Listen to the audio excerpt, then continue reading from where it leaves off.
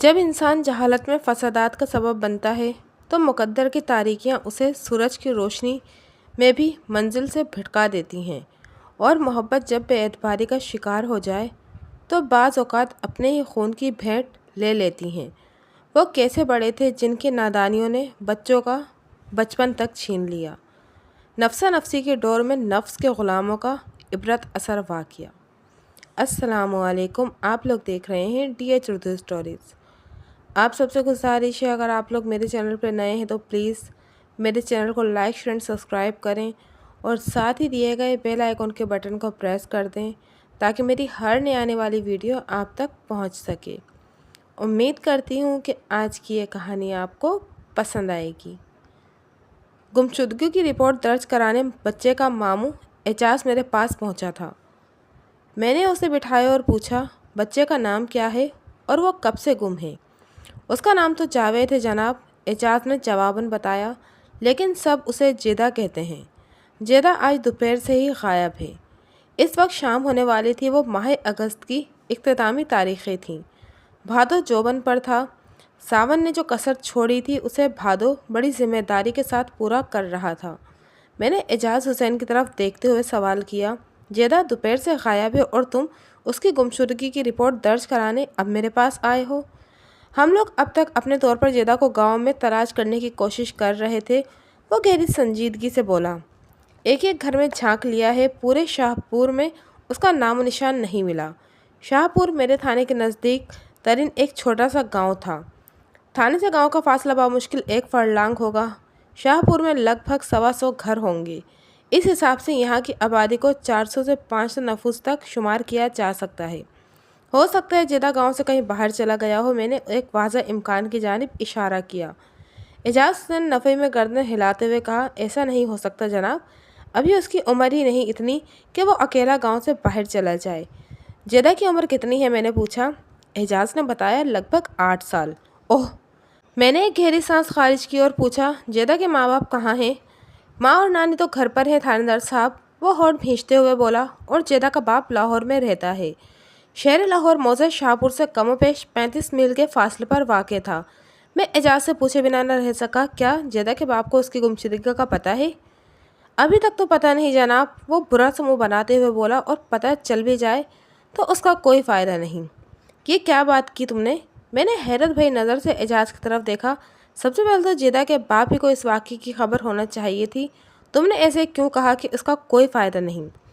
وہ بات دراصل یہ ہے تھاندار صاحب، وہ بددلی سے وضاحت کرتے ہوئے بولا، جیدہ کے باپ علی نواز نے 4 سال پہلے میری بہن کو طلاق دے دی تھی، جب سے خالدہ امی کے پاس ہی رہ رہی ہے۔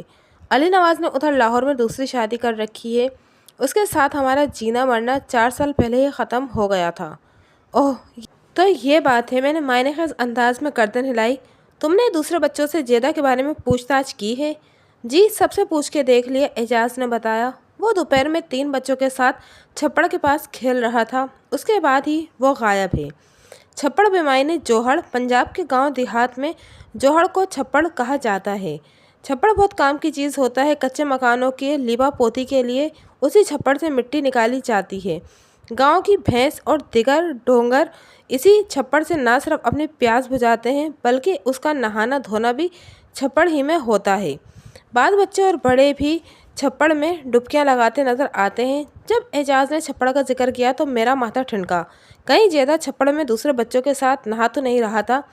میں نے ایک فوری خیال کے تحت سوال کیا۔ تھاندار جی، یہ تو بچوں کا پسندیدہ کھیل ہے، وہ معتدل لہجے میں بولا۔ آج کل تو ویسے بھی گرمی کا موسم ہے اور حالیہ بارشوں نے چھپڑ کو کناروں تک بھر رکھا ہے۔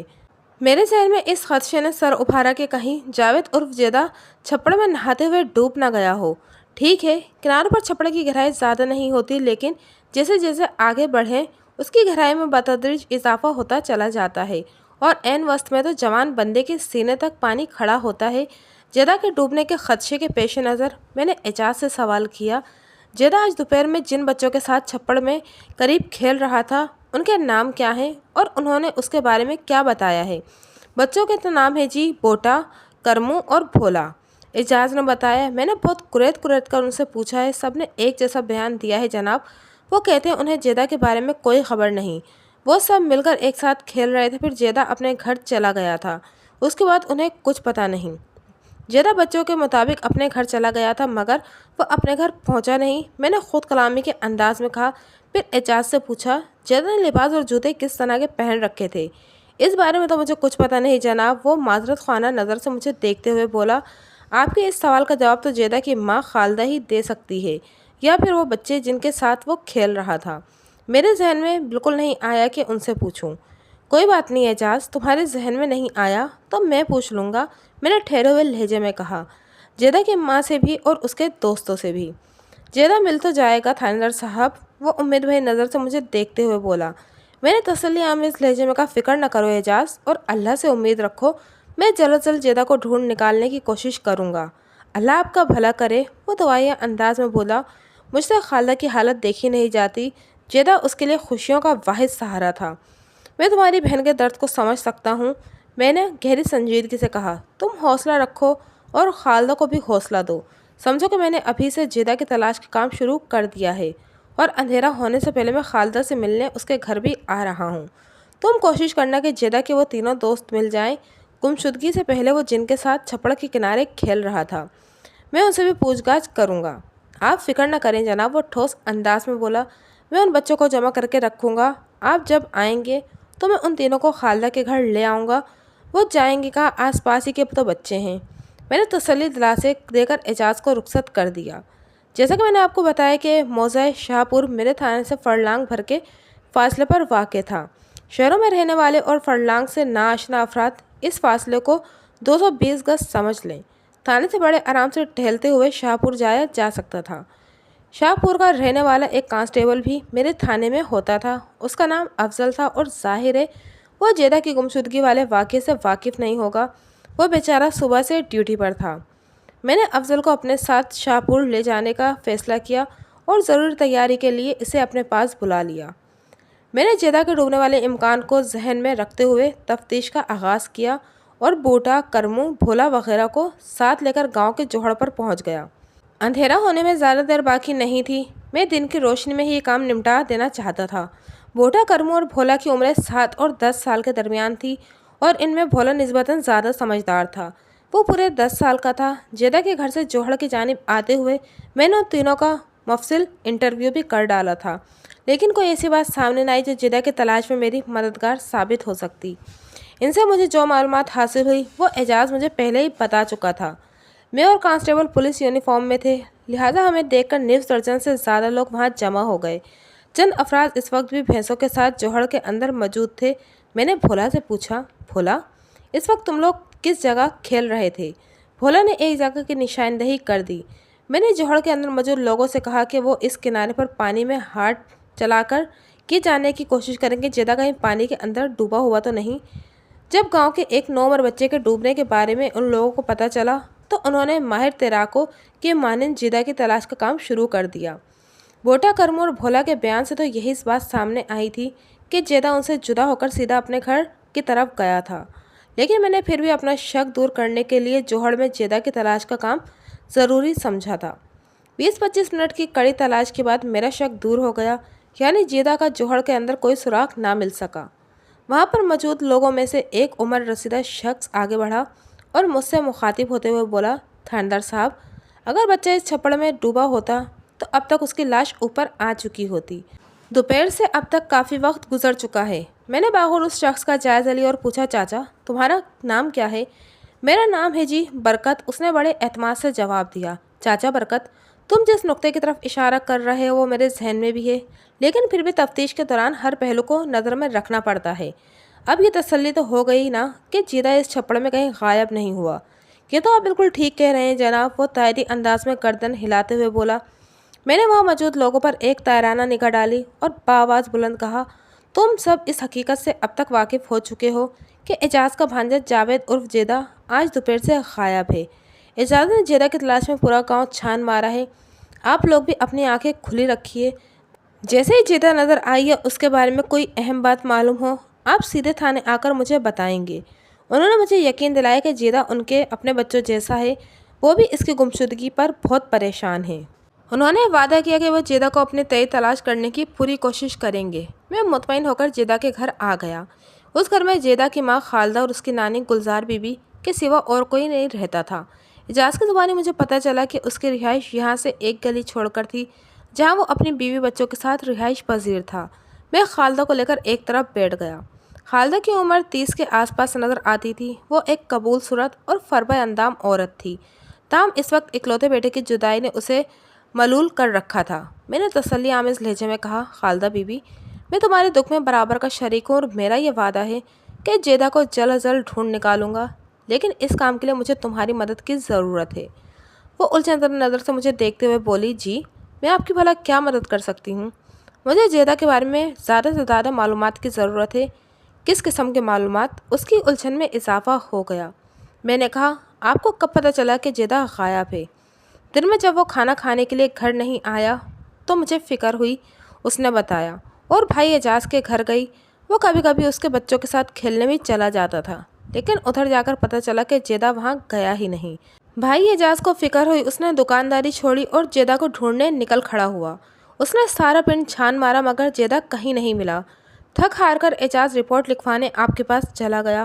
وہ لمحے بھر کے لیے متفق ہوئی، ایک گہری سانس خارج کی، پھر بات مکمل کرتے ہوئے بولی، یہ ہے کل کہانی تھاندار صاحب۔ میں نے متصفانہ انداز میں گردن ہلائی اور پوچھا، وہ آج کتنے بجے گھر سے نکلا تھا؟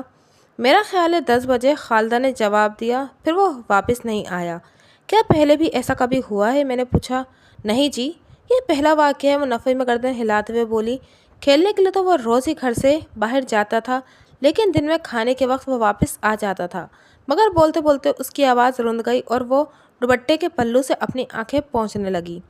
میں نے لمحاتی توقف کے بعد اس سے پوچھا، آج جب وہ گھر سے نکلا تھا تو اس سے پہلے کوئی خاص واقعہ تو پیش نہیں آیا تھا؟ مثلاً؟ وہ چونک کر مجھے دیکھنے لگی۔ کس قسم کا واقعہ تھاندار صاحب؟ مثلاً یہ کہ، میں نے وضاحت کرتے ہوئے کہا، آپ لوگوں میں سے کسی نے اسے ڈانٹا ہو، جھڑکا ہو یا بہت زیادہ غصہ کیا ہو اس پر؟ ایسا کچھ نہیں ہوا تھا۔ وہ ایک بوجھل سانس خارج کرتے ہوئے بولی، پھر مجھ سے پوچھا، کہیں آپ یہ تو نہیں سمجھ رہے کہ وہ ناراض ہو کر کہیں چلا گیا ہے؟ تمہارا اندازہ درست ہے۔ میں نے اس بات میں گردن ہلائی۔ پولیس آفیسر ہونے کے ناطے مجھے ہر انداز میں سوچنا پڑتا ہے۔ میں اس امکان کو نظر انداز نہیں کر سکتا کہ وہ کسی بات پر خفا ہو کر ادھر ادھر نکل گیا ہو۔ ویسے، میں نے تھوڑی دیر رک کر سوچتی ہوئی نظر سے خالدہ کو دیکھا اور اضافہ کرتے ہوئے کہا، اس بات کا ثبوت تو مل گیا ہے کہ وہ دوپہر تک چھپڑ کے کنارے اپنے دوستوں کے ساتھ کھیل رہا تھا۔ بوٹا، کرمو اور بھولا نے مجھے بتایا ہے کہ وہ انہیں یہ بتا کر آیا تھا کہ وہ گھر جا رہا ہے۔ ساری گڑبڑ چھپڑ سے لے کر تمہارے گھر تک کے راستے میں ہوئی ہے۔ جو بھی ہوا ہے وہ مجھے نہیں پتا۔ وہ روحان سے لہجے میں بولی، مجھے جیدہ چاہیے، آپ جلد از جلد اسے تلاش کریے۔ وہ سب کی آنکھ کا تارا تھا۔ پتہ نہیں میرے جیدہ کو کس کی نظر کھا گئی ہے۔ خالدہ کی حالت کو دیکھتے ہوئے میں نے اس کے بھائی اعجاز کو قریب بلایا۔ اعجاز کی کریانے کی دکان تھی جو اس نے جیدہ کی گمشدگی کی وجہ سے آج دوپہر ہی کو بند کر دی تھی۔ میں نے اعجاز کی طرف دیکھتے ہوئے کہا، آپ لوگوں کو کسی سے کوئی دشمنی وغیرہ تو نہیں؟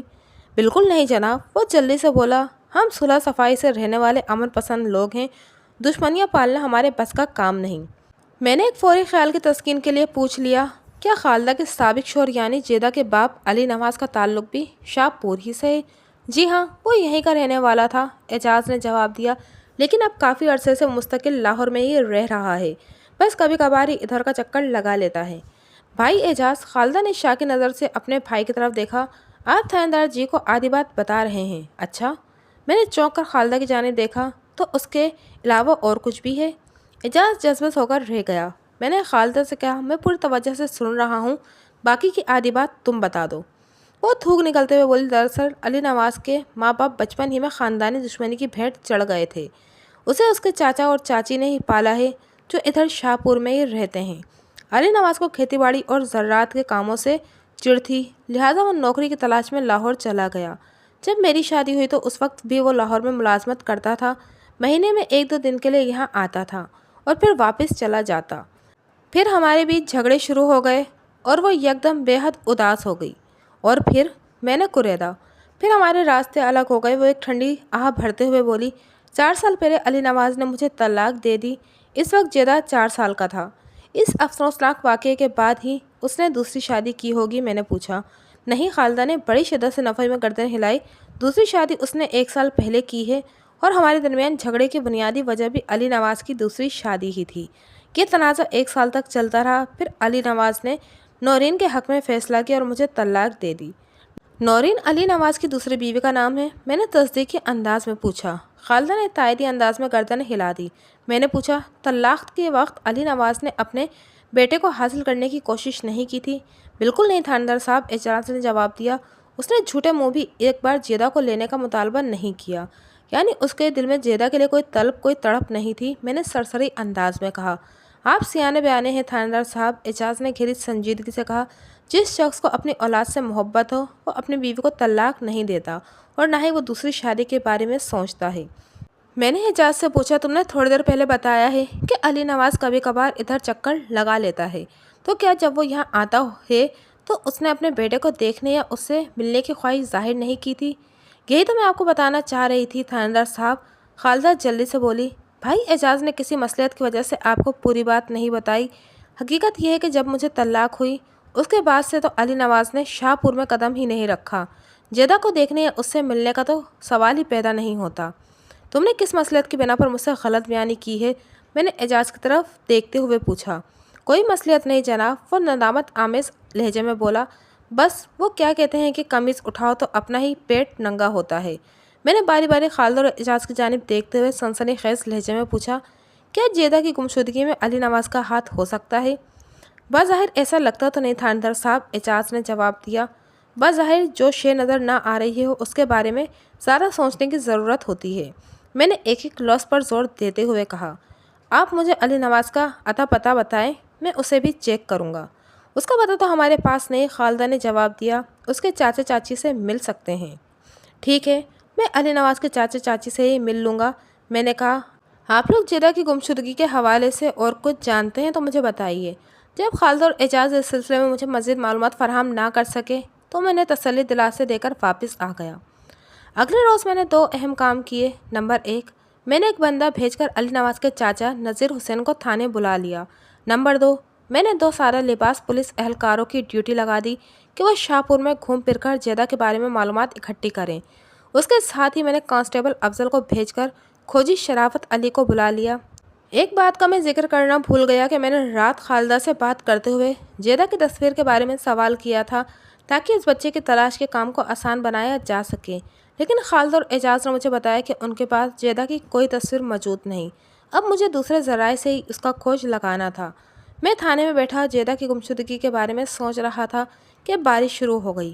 بھادوں کی بارش انتہائی ناقابل اعتبار ہوتی ہے۔ ایک لمحے میں سورج چمک رہا ہوتا ہے اور دوسرے لمحے بارش شروع ہو جاتی ہے، اور بعض اوقات تو دھوپ اور بارش ایک ساتھ اپنی اپنی جھلک دکھا رہی ہوتی ہیں۔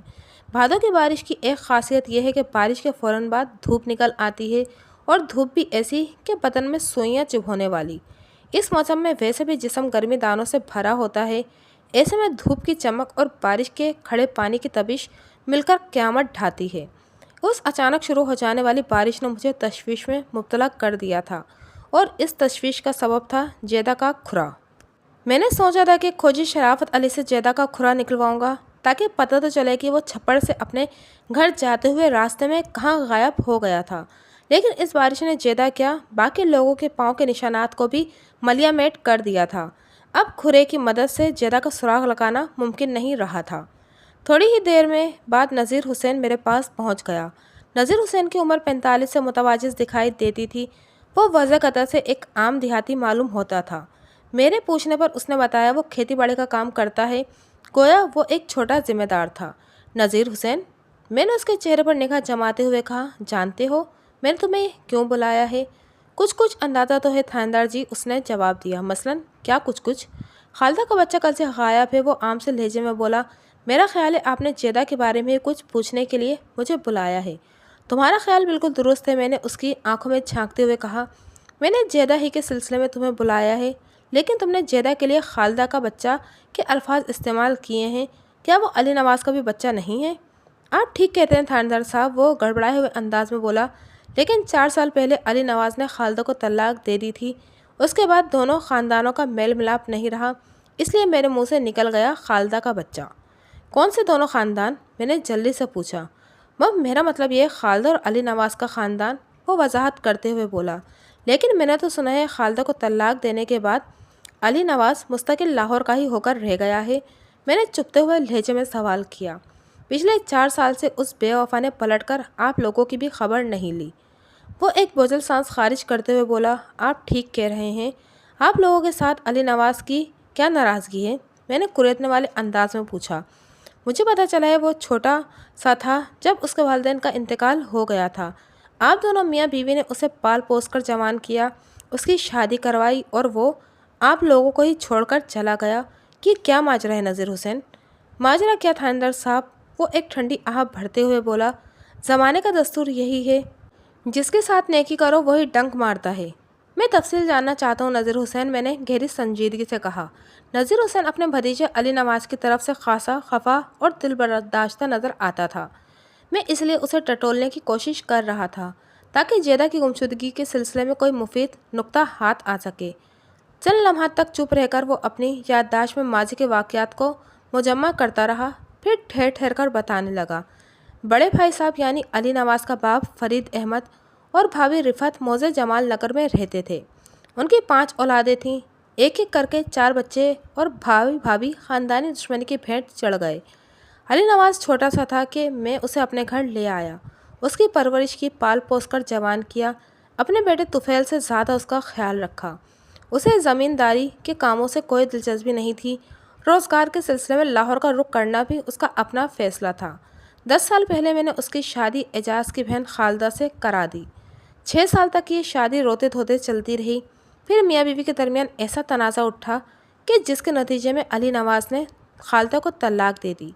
یہ تنازع علی نواز کی دوسری شادی کی وجہ سے اٹھا تھا یا کوئی اور سبب بھی تھا؟ وہ سانس لینے کے لیے تھما تو میں نے پوچھ لیا، ایک سبب تو دوسری شادی بھی تھی جناب، وہ گول مول انداز میں بولا۔ اور دیگر اسباب کیا تھے؟ میں نے سوال کیا۔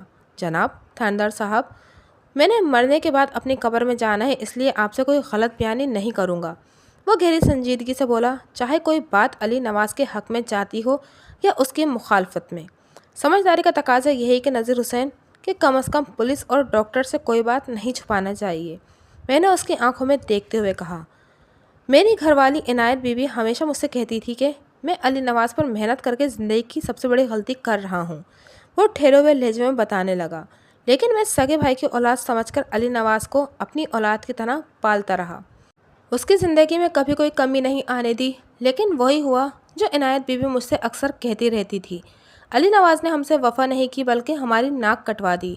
جب سے اس نے خالدہ کو طلاق دی ہے، واپس پلٹ کر گاؤں کی طرف نہیں آیا، اپنی دوسری بیوی اور بچوں کے ساتھ لاہور ہی میں رہتا ہے۔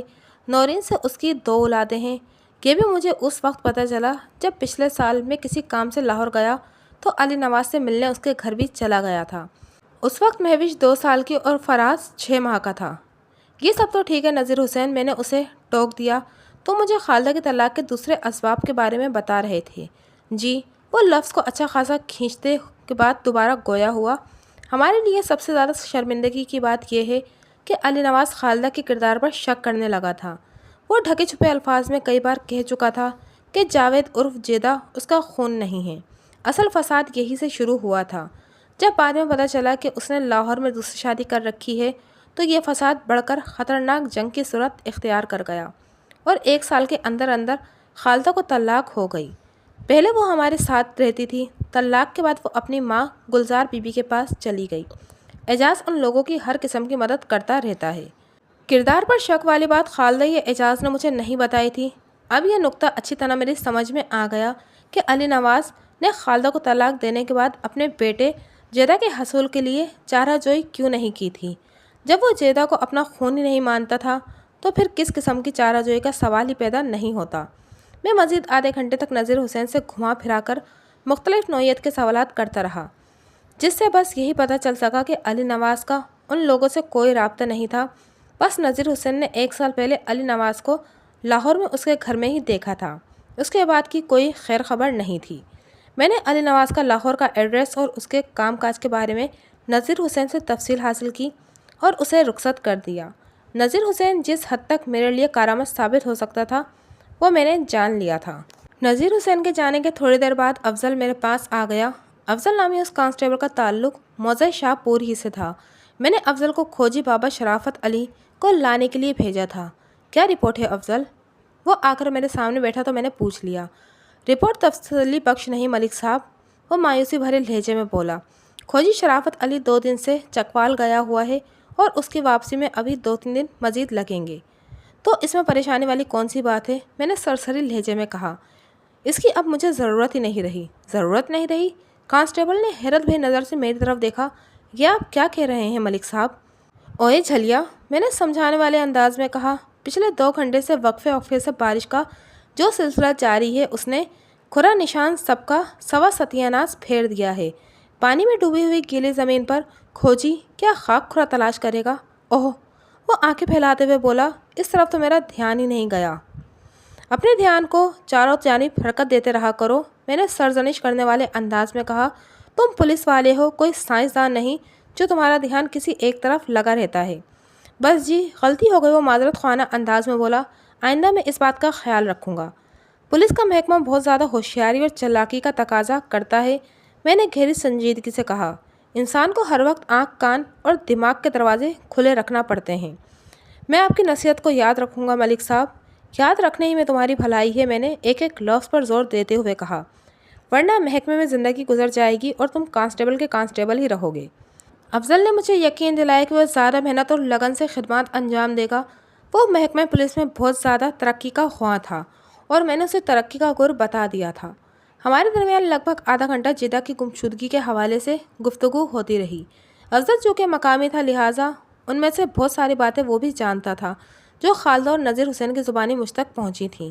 اس کا بھی نذیر حسین کی طرح یہی خیال تھا کہ جیدہ کی گمشدگی میں اس کے باپ علی نواز کا کوئی ہاتھ نہیں ہو سکتا، لیکن میں ذرا اوکھری ٹائپ کا تھانے تھا اور میرا سوچنے کا ایک مخصوص انداز تھا۔ میں کسی معمولی سے معمولی امکان کو بھی نظر انداز نہیں کر سکتا تھا۔ میں نے افضل ہی کو بھیج کر ASI مظفر کو اپنے کمرے میں بلا لیا۔ مظفر میرے تھانے کا ایک ہونہار پولیس اہلکار تھا۔ اس نے مجھے سلام کیا اور میں نے اسے بیٹھنے کے لیے کہا۔ وہ میرے سامنے کرسی پر بیٹھ چکا تو میں نے پوچھا، مظفر، تمہاری مصروفیات کیسی چل رہی ہیں؟ مصروفیات تو سب آپ کے سامنے ہیں ملک صاحب، وہ ٹھہرے ہوئے لہجے میں بولا۔ آپ حکم کریں۔ مظفر ایک کم گو سنجیدہ اور بردبار شخص تھا۔ میں نے اس کی آنکھوں میں دیکھتے ہوئے کہا، تمہاری مصروفیات میں اضافہ کرنے والا ہوں۔ آج کے دن تمہیں میرے بغیر اس تھانے کا انتظام سنبھالنا ہوگا۔ آپ کہیں جا رہے ہیں؟ مظفر نے مجھ سے پوچھا۔ ہاں، میرا لاہور جانے کا ارادہ ہے، میں نے گہری سنجیدگی سے کہا۔ ابھی نکلوں گا اور کوشش کروں گا کہ رات تک واپس آ جاؤں، اور میری واپسی میں دیر بھی ہو سکتی ہے۔ آپ بے فکر ہو کر جائیں ملک صاحب، وہ بڑے اعتماد سے بولا۔ انشاءاللہ میں آپ کو کسی شکایت کا موقع نہیں دوں گا۔ مجھے تم سے یہی امید تھی مظفر۔ ملک صاحب، آپ خیریت سے لاہور جا رہے ہیں نا؟ اس نے مجھ سے پوچھا۔ خیریت کہاں ہے مظفر؟ میں نے گہری سانس لیتے ہوئے کہا، میں گمشدہ جیدہ کے سلسلے میں اس کے باپ علی نواز سے ملنے جا رہا ہوں۔ وہ معنی خیز انداز میں گردن ہلاتے ہوئے بولا۔ وہ مزید تھوڑی دیر تک میرے پاس بیٹھا رہا اور ہمارے درمیان تھانے کے انتظامی امور کے حوالے سے بات چیت ہوتی رہی۔ ان دنوں تھانے میں زیادہ مصروفیات نہیں تھیں۔ جاوید عرف جیدہ والا کیس اگست کے مہینے کا پہلا ایسا کیس تھا جس میں صحیح معنوں میں ہاتھ پاؤں ہلانے کا موقع مل رہا تھا۔ میں سحر 3 بجے لاہور میں تھا۔ سب سے پہلے میں نے متعلقہ پولیس آفس جا کر اپنی آمد کی غرض و غایت سے انہیں آگاہ کیا، پھر علی نواز کے گھر کا رخ کیا۔ نذیر حسین سے حاصل ہونے والی معلومات کے مطابق علی نواز لاہور کے علاقے گڑھی شاہوں میں رہتا تھا، اور جب 1 سال پہلے نذیر حسین اسے مل کر گیا تھا تو وہ کسی فیکٹری میں کام کرتا تھا، اور نذیر حسین کو اس نے یہ بھی بتایا تھا کہ وہ بہت جلد فیکٹری کی ملازمت چھوڑ کر کوئی اور کام کرے گا۔ اسی خیال کے پیش نظر میں نے فیکٹری کے بجائے اس کے گھر کا رخ کیا تھا۔ گڑھی شاہوں میں علی نواز کا گھر ڈھونڈنے میں مجھے زیادہ وقت کا سامنا نہیں کرنا پڑا۔ یہ علاقہ میرا دیکھا بھالا تھا اور میں نے مطلوبہ دروازے پر جا کر دستک دی۔ دوسری دستک کے جواب میں اندر سے آواز آئی، کون ہے جی؟ آواز نسوانی تھی لہٰذا مجھے یہ اندازہ لگانے میں مشکل پیش نہ آئی کہ وہ علی نواز کی بیوی نورین ہوگی۔ میں نے کھنکار کر گلا صاف کیا اور بآواز بلند کہا، نورین بیوی، میں علی نواز سے ملنے آیا ہوں۔ وہ تو گھر میں نہیں ہیں۔ علی نواز کہاں گیا ہے؟ وہ ابھی تھوڑی دیر پہلے ڈیوٹی پر گئے ہیں۔ اس وقت ڈیوٹی پر؟ میں نے الجھنے زدہ انداز میں کہا، کیا علی نواز آج کل رات کی ڈیوٹی کر رہا ہے؟ جی ہاں، آپ کو نہیں پتا کیا؟ نورین کی متذبذب آواز ابھری۔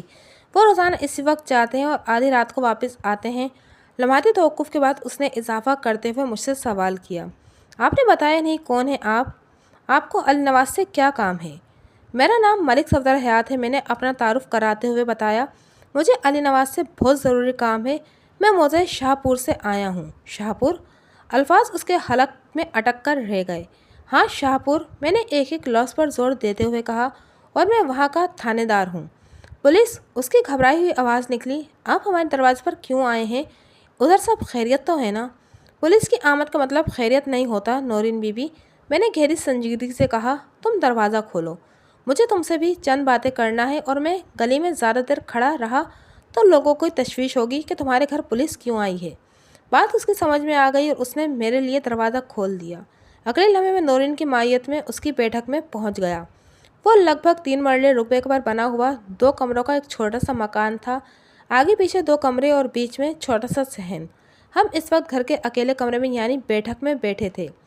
वो एक सादा सी सजावट वाली आम सी बैठक थी। मैंने बैठते ही नौरीन का तनकीदी जायज़ा लिया। वो अली नवाज की दूसरी बीवी थी। मैं उसकी पहली बीवी बल्कि साबिक बीवी खालदा से भी मिल चुका था। खालदा के मुकाबले में नौरीन कहीं ज़्यादा खूबसूरत और दिलकश औरत थी। अली नवाज को उसकी जानिब झुकाव समझ आने वाली बात थी। आखिर क्या हुआ है, कुछ बताइए तो सही, वो परेशान लहजे में बोली। हुआ यह है कि अली नवाज का बेटा जावेद उर्फ जेदा कहीं गायब हो गया है। मैंने ठहरे हुए लहजे में उसे बताना शुरू किया। पूरे शाहपुर में उसे ढूंढ लिया गया है। मैं इसी सिलसिले में अली नवाज से बात करने आया हूँ। लेकिन अली नवाज का उन लोगों से क्या ताल्लुक़? ये तो पिछले 4 साल से शाहपुर गए ही नहीं। वो बिखरी हुई आवाज़ में बोली। जब से उन्होंने अपनी पहली बीवी को तलाक दी है, अपने ससुराल वालों से भी हर रिश्ता नाता तोड़ दिया है। ज़ुबान से कायम किए गए रिश्ते ज़ुबान से तोड़े जा सकते हैं नौरीन, मैंने उसकी आंखों में देखते हुए कहा। लेकिन खून के रिश्ते हर हाल और हर कीमत पर बहाल रहते हैं। अली नवाज ने लाख खालदा को तलाक दे दी हो और करोड़ अपने ससुराल से नाता तोड़ रखा हो, और चाहे वो अपने चाचे चाची से मुंह मोड़े बैठा हो, लेकिन जेदा तो उसका बेटा है, उसका खून है। हाँ आप ठीक कहते हैं थानेदार जी, पर क्या? उसने जुमला नामुकम्मल छोड़ा तो मैंने जल्दी से पूछा। वो जी, मेरी कई बार अली नवाज से इस मौजू पर बात हुई है। वो हिचकिचाहट आमेज लहजे में बोली। लेकिन वो तो जेदा को अपना खून ही नहीं समझते। मैं इस कहानी से भी वाकिफ़ हो चुका हूँ, मैंने कहा, और मैं यहाँ इस सिलसिले में कोई रिसर्च करने नहीं आया कि अली नवाज जेदा को अपना बेटा समझता है या नहीं। मैं तो ये देखने आया हूँ कि कहीं जेदा की गुमशुदगी में अली नवाज का हाथ तो नहीं। मेरे अंदाजे ने नौरीन के तशवीश में मुब्तला कर दिया। वो बेहद उलझे हुए लहजे में बोली, अली नवाज क्यों जेदा को गायब करेंगे? ये तो मैं उसी से पूछूंगा, मैंने मायने खैस अंदाज में कहा। ज़रा उससे मेरी मुलाकात तो हो जाए। अली नवाज से मिलना तो आप सिनेमा चले जाएं, वो बुरा सा मुँह बनाते हुए बोली। सिनेमा? मैंने चौंक कर उसकी तरफ देखा। हाँ, वो सिनेमा ही में तो काम करते हैं, वो पलके झपकाते हुए बोली। तो क्या फैक्ट्री की नौकरी उसने छोड़ दी है? हाँ, काफ़ी दिन हो गए, उसने जवाब दिया। 8-10 माह से तो वो सिनेमा जाते हैं और रात को देर से वापस आते हैं। वो सिनेमा में क्या करता है, मैंने पूछा। टिकट वगैरह देते हैं, उसने बताया। मैंने सवाल किया, किस सिनेमा में? नौरीन ने उस सिनेमा का नाम बताया। गढ़ी शाहों में पहलू व पहलू 2 सिनेमा बने हुए थे। उनके नाम जाहिर करना मुनासिब नहीं होगा। अली नवाज उन्हीं में से एक में टिकट क्लर्क था। मैंने नौरीन के चेहरे पर निगाह जमाते हुए कहा, अली नवाज से तो मैं सिनेमा जाकर ही मुलाकात कर लूँगा, क्योंकि मैं आधी रात तक यहाँ बैठकर उसकी वापसी का इंतज़ार तो नहीं कर सकता। लेकिन इससे पहले मैं तुम्हारे घर का जायज़ा लेना चाहता हूँ। सीधी तरह ये क्यों नहीं कहते कि घर की तलाशी लेना चाहते हो? वो तीखे लहजे में बोली, ताकि इस बात का इत्मीनान कर सकें कि कहीं खालदा के बच्चे जेदा को हमने अपने घर में तो नहीं छुपा रखा। अगर तुम ऐसा समझती हो तो ऐसा ही सही, मैंने सरसरी अंदाज में कहा। आइंदा 15 मिनट में मैंने उस मुख्तसर मकान का तफसीली मुआयना कर लिया और बिलाशुबा इस नतीजे पर पहुँचा कि वो घर जेदा के वजूद से खाली था। हम दोबारा बैठक में आ बैठे। अब तो आपको तसल्ली हो गई है ना? नौरीन ने तंज़िया लहजे में कहा। मैं एक पुलिस ऑफिसर हूँ, मैंने गहरी संजीदगी से कहा। किसी घर के छोटे मोटे सर्वे से अगर पुलिस वालों को तसल्ली होने लगे तो फिर सब केस थाने बैठे बिठाए ही हल हो जाएं। लम्हाती तवक्कुफ़ करके मैंने एक गहरी सांस ली, फिर इजाफा करते हुए कहा, जेदा की गुमशुदगी के बारे में तो मैं सिनेमा जाकर अली नवाज से पूछगछ कर ही लूँगा। तुम ज़रा मुझे अली नवाज की गुमशुदगी के बारे में तो बताओ। अली नवाज की गुमशुदगी? उसने अजीब से लहजे में कहा। मैं समझी नहीं थानेदार साहब, अली नवाज कहाँ गुम हो गया है? लाहौर में? मैंने उसकी आंखों में झांकते हुए कहा। وہ علی نواز جو شاہپور سے ملازمت کی تلاش میں شہر لاہور آیا اور پھر یہیں کا ہو کر رہ گیا۔ اس نے متذبذب انداز میں مجھے دیکھا، تاہم منہ سے کچھ نہ بولی۔ میں نے کہا، نورین بی بی، میں تمہاری اور علی نواز کی شادی کی کہانی سننا چاہتا ہوں۔ وہ چند لمحات تک خاموش رہ کر اپنے ذہن میں بکھرے ہوئے خیالات کو ایک نقطے پر مرکوز کرتی رہی، پھر ٹھہرے ہوئے انداز میں مجھے اپنی کہانی سنانے لگی۔ میں نورین کی داستان میں سے غیر ضروری باتوں کو حذف کر کے خلاصہ آپ کی خدمت میں پیش کرتا ہوں۔ نورین اپنی بوڑھی ماں سلطانہ کے ساتھ اس گھر میں رہتی تھی۔ عرصہ پہلے اس کے باپ کا انتقال ہو گیا تھا۔ یہ گھر ان کا اپنا تھا، لہٰذا نورین کے باپ اکرام اللہ کی وفات کے بعد ان ماں بیٹی کے لیے رہائش کا کوئی مسئلہ پیدا نہیں ہوا۔ ان کے لیے ایک کمرہ کافی تھا، چنانچہ سلطانہ بیوی نے بیٹھک کو کرائے پر دے دیا، جس سے ایک مخصوص رقم گھر میں آنے لگی۔ علاوہ ازیں وہ گھر پر بچوں اور عورتوں کے کپڑے سلائی کر کے بھی کچھ پیسے کما لیا کرتی تھی۔ اس کام میں نورین بھی اپنی ماں کا ہاتھ بٹاتی تھی، جس کے نتیجے میں بڑے اچھے انداز میں ان کی گزر بسر ہو رہی تھی۔ انہیں کبھی مالی پریشانی کا سامنا نہیں کرنا پڑا تھا۔ گھر کی بیٹھک میں مختلف ادوار میں مختلف کرایہ دار آ کر رہائش اختیار کرتے رہتے تھے۔ انہی کرایہ داروں میں علی نواز سب سے آخری ثابت ہوا تھا۔ علی نواز کسی فیکٹری میں ملازم تھا اور اس نے سلطانہ بیوی کی بیٹھک کرائے پر لے رکھی تھی۔ اسی قیام کے دوران میں علی نواز اور نورین کے بیچ پسندیدگی کا رشتہ استوار ہو گیا۔ علی نواز نے نورین یا سلطانہ بیوی کو یہ نہیں بتایا تھا کہ وہ شادی شدہ ہے اور گاؤں میں اس کی ایک بیوی اور بچہ بھی ہے۔ سلطانہ بیوی کی صحت خراب رہنے لگی تو اسے اپنی بیٹی کے مستقبل کی فکر ہوئی۔ وہ نورین اور علی نواز کے درمیان پسندیدگی کے پروان چڑھتے ہوئے جذبات سے بے خبر نہیں تھی، لہٰذا ایک روز اس نے علی نواز سے صاف صاف بات کرنے کا فیصلہ کر لیا۔ اس صاف صاف بات کے نتیجے میں نورین اور علی نواز کی شادی ہو گئی۔ ان کی شادی کے 2 ماہ بعد سلطانہ بیوی کا انتقال ہو گیا۔ اب نورین اور علی نواز اس گھر کے مالک و مختار بن گئے تھے۔ کچھ ہی عرصے بعد علی نواز نے نورین کو خالدہ اور جیدہ کے بارے میں پوری تفصیل سے آگاہ کر دیا۔ نورین کو حقیقت جان کر اتنا دکھ نہیں ہوا تھا جتنا افسوس اسے علی نواز کے جھوٹ بولنے پر ہوا تھا۔ بہرحال علی نواز نے کس طرح منت و خوشامد کر کے نورین کو منا لیا اور یہ وعدہ کیا کہ نہ صرف وہ خالدہ کو طلاق دے دے گا بلکہ کبھی پلٹ کر شاہپور بھی نہیں جائے گا۔ نورین مطمئن ہو گئی۔ علی نواز نے طلاق کے حوالے سے اپنا وعدہ پورا کر دیا اور پچھلے 4 سال سے اس نے پلٹ کر شاہپور کی طرف بھی نہیں دیکھا تھا۔ وہ اپنی بیوی اور بچوں کے ساتھ خوش و خرم زندگی گزار رہا تھا۔ نورین سے اس کی 2 اولادیں تھیں، ایک بیٹی اور ایک بیٹا۔ بیٹی کا نام مہوش تھا جو اب 3 سال کی تھی۔ اس سے چھوٹے بیٹے فراز کی عمر 1.5 سال تھی۔ وہ دونوں اپنی ماں کی طرح خوش شکل اور پرکشش تھے۔ میں نے مہوش اور فراز کو پیار کیا اور نورین کا شکریہ ادا کر کے اس کے گھر سے نکل آیا۔ شاہپور واپسی سے پہلے میں نے متعلقہ سینما جا کر علی نواز سے بھی ملاقات کی۔ وہ ایک دبلا پتلا اور دراز قامت شخص تھا، عمر 35 کے آس پاس رہی ہوگی۔ اس کے بال سلکی تھے اور انہی بالوں کی ایک موٹی سی لٹ بار بار اس کے چہرے پر آ جاتی تھی۔ علی نواز کی ڈیوٹی ڈریس سرکل والے ٹکٹ ونڈو پر تھی۔ اس وقت ہال کے اندر شو چل رہا تھا، لہٰذا وہ فارغ ہی بیٹھا تھا۔ میں نے وہاں پہنچ کر اپنا تعارف کرایا۔ رسمی علیق سلیق کے بعد اسے اپنی آمد کی غرض و غایت سے آگاہ کیا۔ اس نے جیدہ کی گمشدگی پر کسی خاص رد عمل کا اظہار نہیں کیا، بس افسوسناک انداز میں گردن ہلا کر رہ گیا۔ علی نواز، میں نے اس کی آنکھوں میں دیکھتے ہوئے سوال کیا، ایسا کیوں؟ تمہیں جیدہ کی گمشدگی کا دکھ کیوں نہیں ہوا؟ وہ تمہارا خون ہے۔ اس نے زخمی نظر سے مجھے دیکھا اور ٹوٹے ہوئے لہجے میں بولا، تھاندار صاحب، اس ذکر کو چھوڑ ہی دیں تو اچھا ہے۔ اگر اس ذکر کو چھوڑنا ہوتا تو میں شاہپور سے سفر کر کے یہاں تک نہیں آتا۔ میں نے ایک ایک لفظ پر زور دیتے ہوئے کہا کہ ٹھیک ہے کہ میں جیدہ کی تلاش میں تم تک پہنچا ہوں، میں اس امکان کو نظر انداز نہیں کر سکتا تھا کہ جیدہ کی گمشدگی میں تمہارا ہاتھ بھی ہو سکتا ہے، لیکن جیدہ والے معاملے کے علاوہ بھی میرا تم سے ملنے کا ایک خاص مقصد تھا۔ خاص مقصد؟ اس نے چونک کر سوالیہ انداز میں میری طرف دیکھا۔ میں نے اسبات میں گردن ہلائی۔ ہاں علی نواز، یہ بات مجھے ادھر شاہپور ہی سے پتہ چل گئی تھی کہ تم جیدہ کو اپنا خون تسلیم کرنے کو تیار نہیں ہو، اور اس حوالے سے تم خالدہ کے کردار کو شک کی نظر سے دیکھتے تھے جب بھی تم نے اسے طلاق دی تھی۔ کہیں آپ اسی وجہ سے تو مجھ پر شک نہیں کر رہے تھاندار صاحب؟ وہ فکر مندی سے بولا۔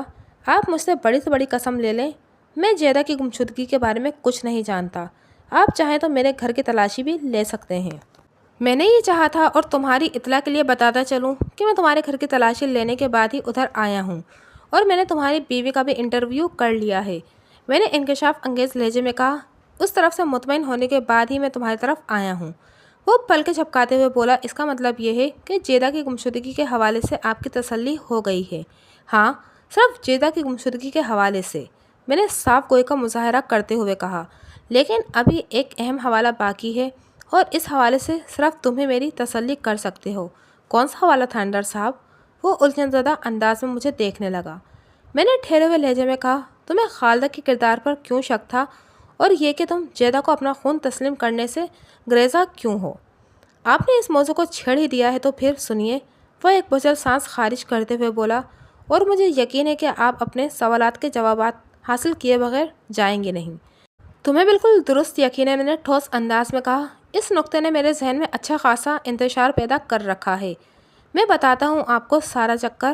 وہ اس بات میں گردن ہلاتے ہوئے بولا، آپ ساتھ ساتھ چائے بھی پیتے جائیے۔ ایک بات کا ذکر کرنا تو بھول گیا کہ علی نواز نے میرے منع کرنے کے باوجود بھی چائے منگوا لی تھی۔ میں نے چائے کی پیالی اٹھائی اور ایک چسکی لینے کے بعد سوالی نظر سے اس کی طرف دیکھنے لگا۔ تھانیدار صاحب، میرے ماں باپ کا بہت پہلے انتقال ہو گیا تھا جب میں بہت چھوٹا سا تھا۔ کہ ساری کہانی میرے علم میں آ چکی ہے علی نواز، میں نے قطع کلامی کرتے ہوئے کہا۔ تمہارے والدین اور گھر کے دوسرے لوگ خاندانی دشمنی کی بھیٹ چڑھ گئے تھے اور تمہاری پرورش چاچا چاچی نے کی ہے۔ میں نے لمحاتی توقف کر کے گہری سانس لی اور پھر اضافہ کرتے ہوئے کہا، تم مجھے اپنی خالدہ سے شادی کے بعد کی کہانی سناؤ۔ ٹھیک ہے جی، وہ اس بات میں سر ہلاتے ہوئے بولا، خالدہ سے میری شادی چاچا نذیر حسین کے زور دینے پر ہوئی تھی، ورنہ چاچی عنایت کا تو کوئی اور ہی ارادہ تھا۔ تمہاری چاچی کا کیا ارادہ تھا؟ میں پوچھے بنا نہ رہ سکا۔ وہ اپنی بہن جمیلہ کی بیٹی نرگس سے میری شادی کرنا چاہتی تھی، علی نواز نے میرے سوال کے جواب میں بتایا، لیکن نرگس مجھے بالکل پسند نہیں تھی۔ ناپسندیدگی کی وجہ؟ بس مجھے اس کی آنکھیں بڑی عجیب لگتی تھیں۔ وہ برا سا منہ بناتے ہوئے بولا، اس کو دیکھ کر میری ہنسی نکل جاتی تھی۔ تمہارا مطلب یہ ہے کہ نرگس بھینگی تھی؟ بھینگی سے بھی 10 ہاتھ آگے، وہ انکشاف انگیز لہجے میں بولا۔ میری آخری معلومات کے مطابق ابھی تک نرگس کی شادی نہیں ہوئی۔ میں نے اپنی تسلی کی خاطر پوچھ لیا، یہ آخری معلومات تمہیں کب اور کس نے دی تھی؟ تم تو پچھلے 4 سال سے شاہ پور گئے ہی نہیں ہو۔ کوئی 1 سال پہلے چاچا نذیر حسین مجھ سے ملنے لاہور آیا تھا، اس نے بتایا۔ اس وقت میں ایک فیکٹری میں کام کرتا تھا۔ چاچا کی زبانی مجھے پتہ چلا تھا کہ نرگس کی ابھی تک شادی نہیں ہوئی، وہ اپنے گھر بیٹھی ہوئی ہے۔ اللہ تعالیٰ نے ہر انسان کے لیے اس کی زندگی کا ساتھی پیدا کر رکھا ہے، بس تلاش کرنے کی بات ہے۔ میں نے کہا، تو مجھے خالدہ کے کردار کے بارے میں کچھ بتا رہے تھے؟ جی، میری خالدہ سے شادی ہو گئی، وہ قصے کو آگے بڑھاتے ہوئے بولا۔ چاچی اس رشتے پر مجھ سے ناراض تھیں کیونکہ میں نے ان کی بھانجی نرگس کو ٹھکرا دیا تھا۔ گھر میں ہلکی پھلکی نوک جھوک چلتی رہتی تھی اور پھر میں ملازمت کی تلاش میں لاہور آ گیا۔ ذمہ داری اور کھیتی باڑی میں میرا کبھی دل نہیں لگا تھا۔ شادی سے پہلے تو کسی نہ کسی طرح چل رہا تھا، لیکن ایک ذمہ دار شخص ہونے کے ناطے اب مجھے کچھ نہ کچھ لازماً کرنا تھا۔ گاؤں میں میرے لیے کچھ نہیں تھا، لہٰذا روزگار کی تلاش میں یہاں آ گیا۔ اس نے لمحاتی توقف کر کے گہری سانس لی، پھر سلسلہ بیان کو جاری رکھتے ہوئے بولا، شادی کے دوسرے سال ہی جیدہ پیدا ہو گیا تھا، لیکن پتہ نہیں کیوں مجھے اس بچے میں وہ کشش محسوس نہیں ہوتی تھی جو ایک باپ کو اپنی اولاد کے لیے محسوس ہونا چاہیے۔ میں نے بہت سوچا، غور کیا، پھر ایک حتمی نتیجے پر پہنچ گیا۔ میں نے مسئلے کا سبب ڈھونڈ نکالا تھا۔ میں سیدھا ہو کر بیٹھ گیا اور پوچھا، تم نے کون سا سبب ڈھونڈا تھا؟ اس کا نام اشتیاق تھا، وہ پرخیال انداز میں بولا۔ میرے مسئلے کی جڑ صرف اشتیاق ہی تھا۔ یہ اشتیاق کون تھا؟ میں نے پوچھا۔ اس بندے کے بارے میں کچھ بتاؤ۔ اشتیاق نرگس کا چھوٹا بھائی ہے تھانیدار صاحب، وہ گہری سنجیدگی سے بولا۔ دونوں کی عمروں میں 2-3 سال کا فرق ہوگا۔ اشتیاق پہلے کبھی کبھار ہی اپنی خالہ یعنی میری چاچی سے ملنے آ جایا کرتا تھا، لیکن جیسے ہی میں نے لاہور کا رخ کیا، گھر میں اشتیاق کی آمد و رفت بڑھ گئی۔ جب میں شاہ پور جاتا، گھر میں سب سے زیادہ اشتیاق کا ذکر ہوتا تھا، کہ میرے لیے ناقابل یقین اور حیرت کی بات تھی، کیونکہ پہلے ہر کوئی اشتیاق کو مطعون کیا کرتا تھا۔ وہ ایک آوارہ گرد اور لفنگا شخص تھا، سارا دن اپنے ہی جیسے آوارہ لوگوں کے ساتھ گھومتا رہتا تھا۔ ایسے لفنگے کی گھر میں تعریفیں سن کر میرا ماتھا ٹھنکا اور میں تشویش میں مبتلا ہو گیا۔ گھر کے دوسرے افراد کی مجھے زیادہ پرواہ نہیں تھی، لیکن خالدہ کی زبان سے اس لفنگے کا بار بار نام سن کر مجھے بہت اذیت پہنچتی تھی۔ میں پورا مہینہ پردیس میں گزار کر 1-2 دن کے لیے خالدہ اور جیدہ سے ملنے آتا تھا، اور یہ لوگ مجھے پرائے سے نظر آتے تھے۔ میں کوئی بھی بات شروع کرتا تو خالدہ گھما پھرا کر قصے کو اشتیاق کی طرف لے جاتی اور اس بے جا تعریفیں کرنے لگتی۔ خالدہ کی یہ رویہ مجھے زہر لگنے لگا۔ دوسری طرف میں نے دیکھا کہ جیدہ بھی اشتیاق کے ساتھ بہت زیادہ ہلا ہوا تھا۔ وہ میرے پاس کم آتا اور اشتیاق کی گود میں زیادہ چڑھا رہتا۔ میں کچھ عرصے تک یہ بےہودگی برداشت کرتا رہا، پھر میں نے خالدہ کو سمجھانے کا فیصلہ کر لیا۔ تمہارے سمجھانے کا کیا نتیجہ برآمد ہوا؟ وہ خاموش ہوا تو میں نے سوال کیا۔ ہونا تو یہی چاہیے تھا کہ خالدہ میری بات کو سنجیدگی سے سنتی، لیکن نتیجہ اس کے برعکس برآمد ہوا۔ وہ زہر خند لہجے میں بولا۔ وہ میری بات سنتے ہی الٹا اشتیاق کی حمایت کرنے لگی۔ میں اس کا شوہر تھا، لیکن ہر خوبی اسے اشتیاق میں نظر آتی تھی۔ بیوی کا ایسا رویہ کسی بھی شوہر کا دماغ خراب کرنے کے لیے کافی ہوتا ہے۔ کچھ عرصے تک ہمارے درمیان اس معاملے میں سرد جنگ چلتی رہی۔ پھر میں نے چپکے سے یہاں لاہور میں نورین سے شادی کر لی۔ وہ تھوڑی دیر کے لیے تھما، ایک بوجھل سانس خارج کی، پھر اپنی کہانی کو آگے بڑھاتے ہوئے بولا۔ 1 سال کے اندر ہی پتہ نہیں کیسے میری دوسری شادی کی خبر شاہ پور تک پہنچ گئی۔ اس دفعہ میں گاؤں گیا تو خالدہ نے میرے ساتھ جھگڑا کیا۔ میں نے بھی اس موقع پر اپنے دل کا سارا غبار نکال لیا۔ اشتیاق اور خالدہ کے تعلقات کے حوالے سے میرے دماغ میں جو جہنم دہک رہا تھا، اس کی ساری آنکھ میں نے خالدہ پر اگل دی۔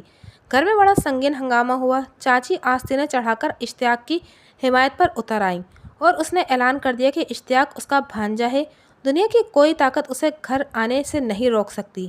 چاچا نے بھی خالدہ کے آنسوں کا پاس رکھا اور مجھے سمجھانے بجھانے کی کوشش کرنے لگا۔ میں نے سب پر لعنت بھیجی، خالدہ کو طلاق دی اور لاہور آ گیا۔ پھر میں نے پلٹ کر شاہ پور کی طرف نہیں دیکھا۔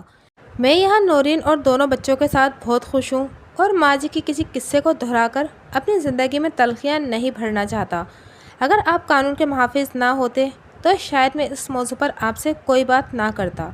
میں نے چائے ختم کی، علی نواز کے تعاون کا شکریہ ادا کیا اور گڑھی شاہوں کے پکچر ہاؤس سے نکل کر واپسی کے لیے لاری اڈے کی جانب روانہ ہو گیا۔ گزشتہ پوری رات وقفے سے بارش ہوتی رہی تھی۔ میں صبح تیار ہو کر تھانے پہنچا تو ایک نئی خبر میری منتظر تھی۔ میں نے جن 2 سادہ لباس کانسٹیبل کو شاہ پور کی سنگن لینے کے لیے روانہ کیا تھا، ان میں سے ایک واپس آ گیا تھا اور فیاض نامی وہ پولیس اہلکار میرے لیے ایک سنسنی خیز اطلاع لے کر آیا تھا۔ میں نے فوراً اسے اپنے کمرے میں بلا لیا۔ ہاں بھائی فیاض، کیا خبر لائے ہو؟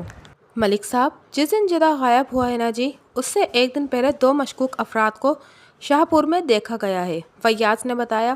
وہ اعجاز کی بہن خالدہ کا گھر ڈھونڈ رہے تھے۔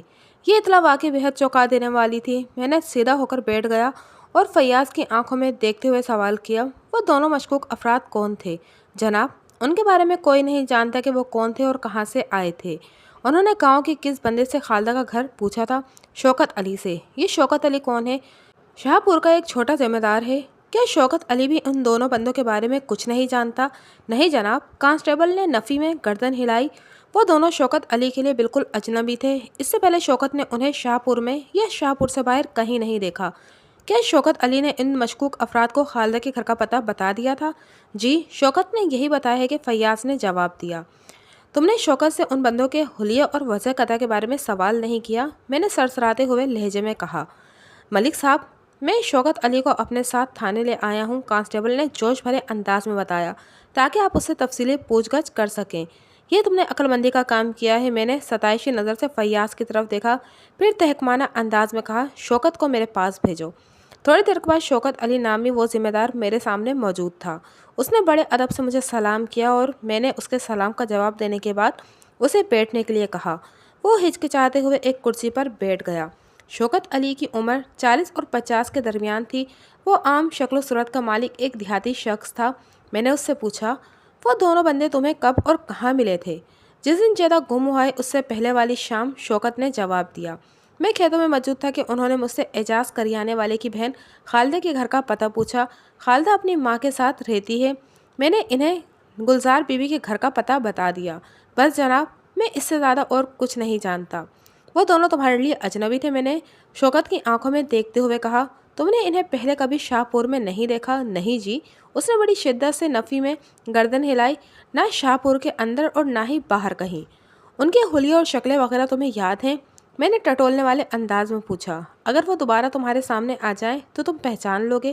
جی بالکل پہچان لوں گا، وہ بڑے وثوق سے بولا۔ ان کے حلیوں کے بارے میں مجھے بھی بتاؤ۔ ان میں سے ایک دراز قد اور دبلا پتلا रंग सांवला, उम्र 30 साल के करीब। शौकत अली ने अपनी याददाश्त पर जोर देते हुए कहा। उसकी आंखों के नीचे सियाह हल्के भी बने हुए थे, जिसे 2-3 रातों से जागा हुआ हो। वो खासा उलझा हुआ और बेजार नजर आता था। और दूसरा? शौकत अली की बात खत्म हुई तो मैंने पूछ लिया। दूसरा दरमियाने कद और मुतनासिब बदन का मालिक था। उसने जवाब दिया। उसका रंग गंदुमी और उम्र लगभग 35 साल रही होगी। उस बंदे के सर के बाल हद से ज़्यादा सियाह और घुंघरियाले थे। शौकत अली, मैंने तारीफ़ी नज़र से उसकी तरफ देखा। तुमने बड़ी वजाहत के साथ उनके हुलिये बयान किए हैं। अब ज़रा उनके लिबास के बारे में भी बता दो। जी थानेदार साहब, वो असबात में गर्दन हिलाते हुए बोला। सांवले रंग के लंबे तड़ंगे आदमी ने बादामी रंग का प्लेन शलवार कमीज पहन रखा था, जबकि घुंघरियाले बालों वाले के जिस्म पर लट्ठे का लिबास था, कुर्ता और शलवार। शौकत अली, मैंने सवाल किया, तुमने उनके नाम वगैरह नहीं पूछे थे? नहीं, मैंने पूछा था, लेकिन उन्होंने बताने के बजाय कुछ और ही जवाब दिया। वो सादगी से बोला। फिर मैंने उन्हें कुरेदना ज़रूरी नहीं समझा और अपनी खेती बाड़ी के काम में मसरूफ़ हो गया। उन्होंने ऐसा क्या जवाब दे दिया था शौकत अली कि तुम्हारी बोलती बंद हो गई? मैंने टटोलने वाली नज़र से उसे देखा। उन्होंने कहा था कि शौकत ने जवाब दिया, हम लाहौर से आए हैं, अली नवाज़ ने हमें भेजा है, खालिदा को कोई ख़ास इत्तला देना है। शौकत अली की बात सुनकर मेरे जहन को एक ऐसा झटका लगा। फौरी तौर पर मेरे अंदर ये ख्याल उभरा कि वो दोनों जो कोई भी थे, उनका अली नवाज़ से दूर दूर तक का वास्ता नहीं हो सकता था। मैंने कल ही अली नवाज़ से मिलकर आया था और उससे मुलाकात में मैंने उसके बारे में जो राय कायम की थी, उसकी रोशनी में वो जेदा की गुमशुदगी में मुलव्विस नहीं हो सकता था। अगर उन दो मशकूक अजनबी अफराद ने अली नवाज़ और लाहौर का जिक्र किया था, तो इसका वाज़ा मतलब यही था कि वो अली नवाज़ को किसी चक्कर में फंसाने की साजिश कर रहे थे, और ऐन मुमकिन था कि जेदा को उन्हीं लोगों ने कहीं गायब कर दिया हो। अगर वो अली नवाज़ के भेजे हुए बंदे होते, तो फिर ये कभी जाहिर न करते कि उन्हें अली नवाज़ ने किसी ज़रूरी काम से खालिदा के पास भेजा है। अगर वो दोनों नामालूम अफराद मेरे हत्थे चढ़ जाते, तो जेदा की गुमशुदगी का अक़दा हल हो सकता था। शौकत अली मुझे जितनी मालूमात फराहम कर चुका था, इससे ज़्यादा वो कुछ नहीं जानता था। लिहाजा मज़ीद चंद सवालात के बाद मैंने उसे इस हिदायत के साथ रुखसत कर दिया। शौकत अली, जब तक जेदा की गुमशुदगी का मसला हल नहीं हो जाता, तुम शाहपुर गांव से बाहर नहीं जाओगे, और अगर तुम्हारा जाना बहुत ही ज़रूरी हो तो पहले तुम थाने में आकर मुझे इत्तला दोगे और बाद में किसी तरफ का रुख करोगे। तो मेरी बात समझ रहे हो ना? जी समझ रहा हूँ, उसने असबात में गर्दन हिलाई। शायद आपको किसी हवाले से मुझ पर शक हो रहा है। लगता है तुम मेरी बात को कुछ ज़्यादा ही समझ गए हो, मैंने मायने खेज लहजे में कहा। ऐसा कुछ भी नहीं है कि मुझे किसी हवाले से तुम पर शक हो। मैंने तुम्हें महज इसलिए शाहपुर में रुकने की ताकीद की है कि वो दोनों मशकूक बंदे किसी वक्त भी पुलिस के हत्थे चढ़ सकते हैं। उनकी शनाख्त के लिए मुझे तुम्हारी मदद की ज़रूरत पड़ेगी, इसलिए तुम्हारा गांव में मौजूद रहना ज़रूरी है। शौकत अली ने एक सुकून भरी सांस खारिज की और मुझे सलाम करके रुखसत हो गया। मैंने फ़ौरन कांस्टेबल फैयाज़ को अपने कमरे में बुला लिया। फैयाज़ आया तो मैंने उसे उन दो अफराद के हुलियों से तफसीलन आगाह किया और हिदायत की कि वो नहायत ही मोहतात अंदाज में ये जानने की कोशिश करें कि इस वजह कता के बंदों को गांव में और किस किस ने देखा है। हो सकता है इस तरह उनका सुराग लगाने में आसानी हो जाए। फैयाज़ ने मेरी हिदायत पर कमा हुक्का अमल करने का यकीन दिलाया और मुझे सलाम करके रुखसत हो गया। मैंने मकाबी कांस्टेबल अफजल महमूद को अपने पास बुला लिया। जी हुक्म मलिक साहब, वो मेरे सामने बाअदब बा मुलाहिजा खड़े होते हुए बोला। अफजल, तुम इश्तियाक को जानते हो? मैंने गहरी संजीदगी से पूछा। कौन सा इश्तियाक मलिक साहब? उसने सवाल नज़र से मुझे देखा। शाहपुर में तो 3-4 इश्तियाक हैं। मैं नज़ीर हुसैन की साली जमीला के बेटे इश्तियाक की बात कर रहा हूँ, मैंने वजाहत करते हुए कहा, जिसकी बहन नरगिस भेंगी है। अच्छा अच्छा, वो इश्तियाक? वो जल्दी से असबात में गर्दन हिलाते हुए बोला। मैं उसे अच्छी तरह जानता हूँ। कोई ख़ास बात? कोई ख़ास बात नहीं, मैंने सरसरी अंदाज में कहा। बस मैं ये जानना चाहता हूँ कि वो किस किस्म का बंदा है और आजकल किस नौयत की मसरूफियात में लगा हुआ है। बहुत ही निकम्मा और फजल किस्म का बंदा है, कांस्टेबल ने बुरा सा मुँह बनाते हुए कहा। उसे आवारगी ही से फुर्सत नहीं है, करेगा तो क्या? जितना ज़मीन के ऊपर है इतना ही ज़मीन के अंदर। तुम्हारा मतलब ये है कि वो पुस्त कामत है? मैंने पूछा। उसने असबात में जवाब दिया। बस तुम्हें इश्तियाक पर गहरी नज़र रखना है, मैंने राजदाराना अंदाज में कहा। इसका वो हिस्सा जो ज़मीन के ऊपर है उस पर भी, और जो हिस्सा ज़मीन के अंदर है उस पर भी कड़ी नज़र रखने की ज़रूरत है। तुम मेरी बात समझ रहे हो ना? आपकी बात समझ में आ रही है मलिक साहब, वो सोच में डूबे हुए लहजे में बोला। लेकिन यह पता नहीं चल रहा कि अचानक इश्तियाक पर नज़र रखने की ज़रूरत क्यों पेश आ गई। ये मैं तुम्हें समझा देता हूँ, मैंने ठहरे हुए लहजे में कहा। پھر میں نے نہایت مختصر مگر جامع الفاظ میں کانسٹیبل افضل کو سمجھایا کہ اشتیاق پر نظر رکھنے کی ضرورت کیوں پیش آ رہی ہے۔ علی نواز کی زبانی ماضی کے جو حالات و واقعات میرے علم میں آئے تھے، ان کی روشنی میں اشتیاق کو چیک کرنا بہت ضروری ہو گیا تھا۔ اپنی بات کے اختتام پر میں نے افضل سے کہا، افضل، ابھی اسی وقت سے تمہاری ڈیوٹی اشتیاق پر ہے۔ تم نے اس کی ایک ایک حرکت پر نظر رکھنا ہے، وہ کس کس سے ملتا ہے اور ان کے بیچ کیا معاملات طے پاتے ہیں، وہ سب تمہیں خبر ہونا چاہیے۔ اگر اشتیاق گاؤں سے باہر کہیں جانے کی کوشش کرے تو تم اس کا تعاقب کرو گے اور ضرورت پڑنے پر اسے گرفتار بھی کر سکتے ہو۔ خاص طور پر میں نے جن دو اجنبی مشکوک افراد کے بارے میں بتایا ہے نا، اس حوالے سے بہت احتیاط کی ضرورت ہے۔ اگر اشتیاق اور ان لوگوں کے بیچ کوئی کنیکشن نکل آئے تو فوراً مجھے بتانا ہے۔ جی ملک صاحب، آپ فکر ہی نہ کریں، وہ سینے پر ہاتھ رکھ کر بولا، میں اس سلسلے میں آپ کو کوئی شکایت کا موقع نہیں دوں گا۔ شاباش، میں نے ستائشی نظر سے اس کی طرف دیکھا، مجھے امید ہے تم جلد ہی کوئی خوشخبری سناؤ گے انشاءاللہ، وہ بڑے عزم سے بولا۔ وہ جانے لگا تو میں نے کہا، افضل، تم نے ایک کام کرنا ہے۔ وہ رک گیا اور پوچھا، حکم ملک صاحب؟ خالدہ کے بھائی اعجاز اور علی نواز کے چچا نذیر حسین سے کہنا کہ وہ آج کسی وقت تھانے آ کر مجھ سے ملیں۔ میں نے کہا، میں ان سے کچھ ضروری باتیں کرنا چاہتا ہوں۔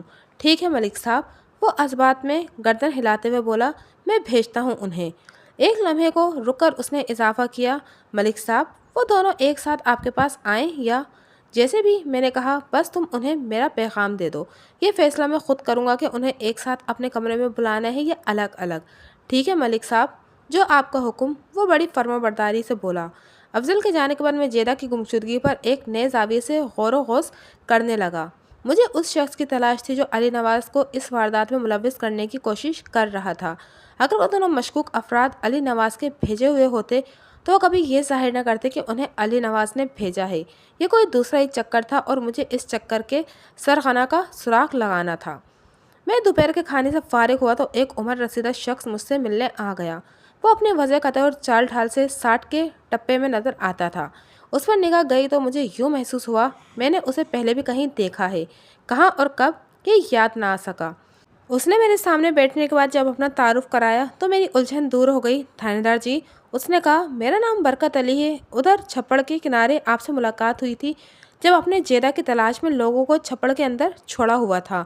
مجھے سب یاد آ گیا۔ اس وقت برکت نے آگے بڑھ کر مجھ سے کہا تھا، اگر بچہ اس چھپڑ میں ڈوبا ہوتا تو اب تک اس کی لاش اوپر آ چکی ہوتی۔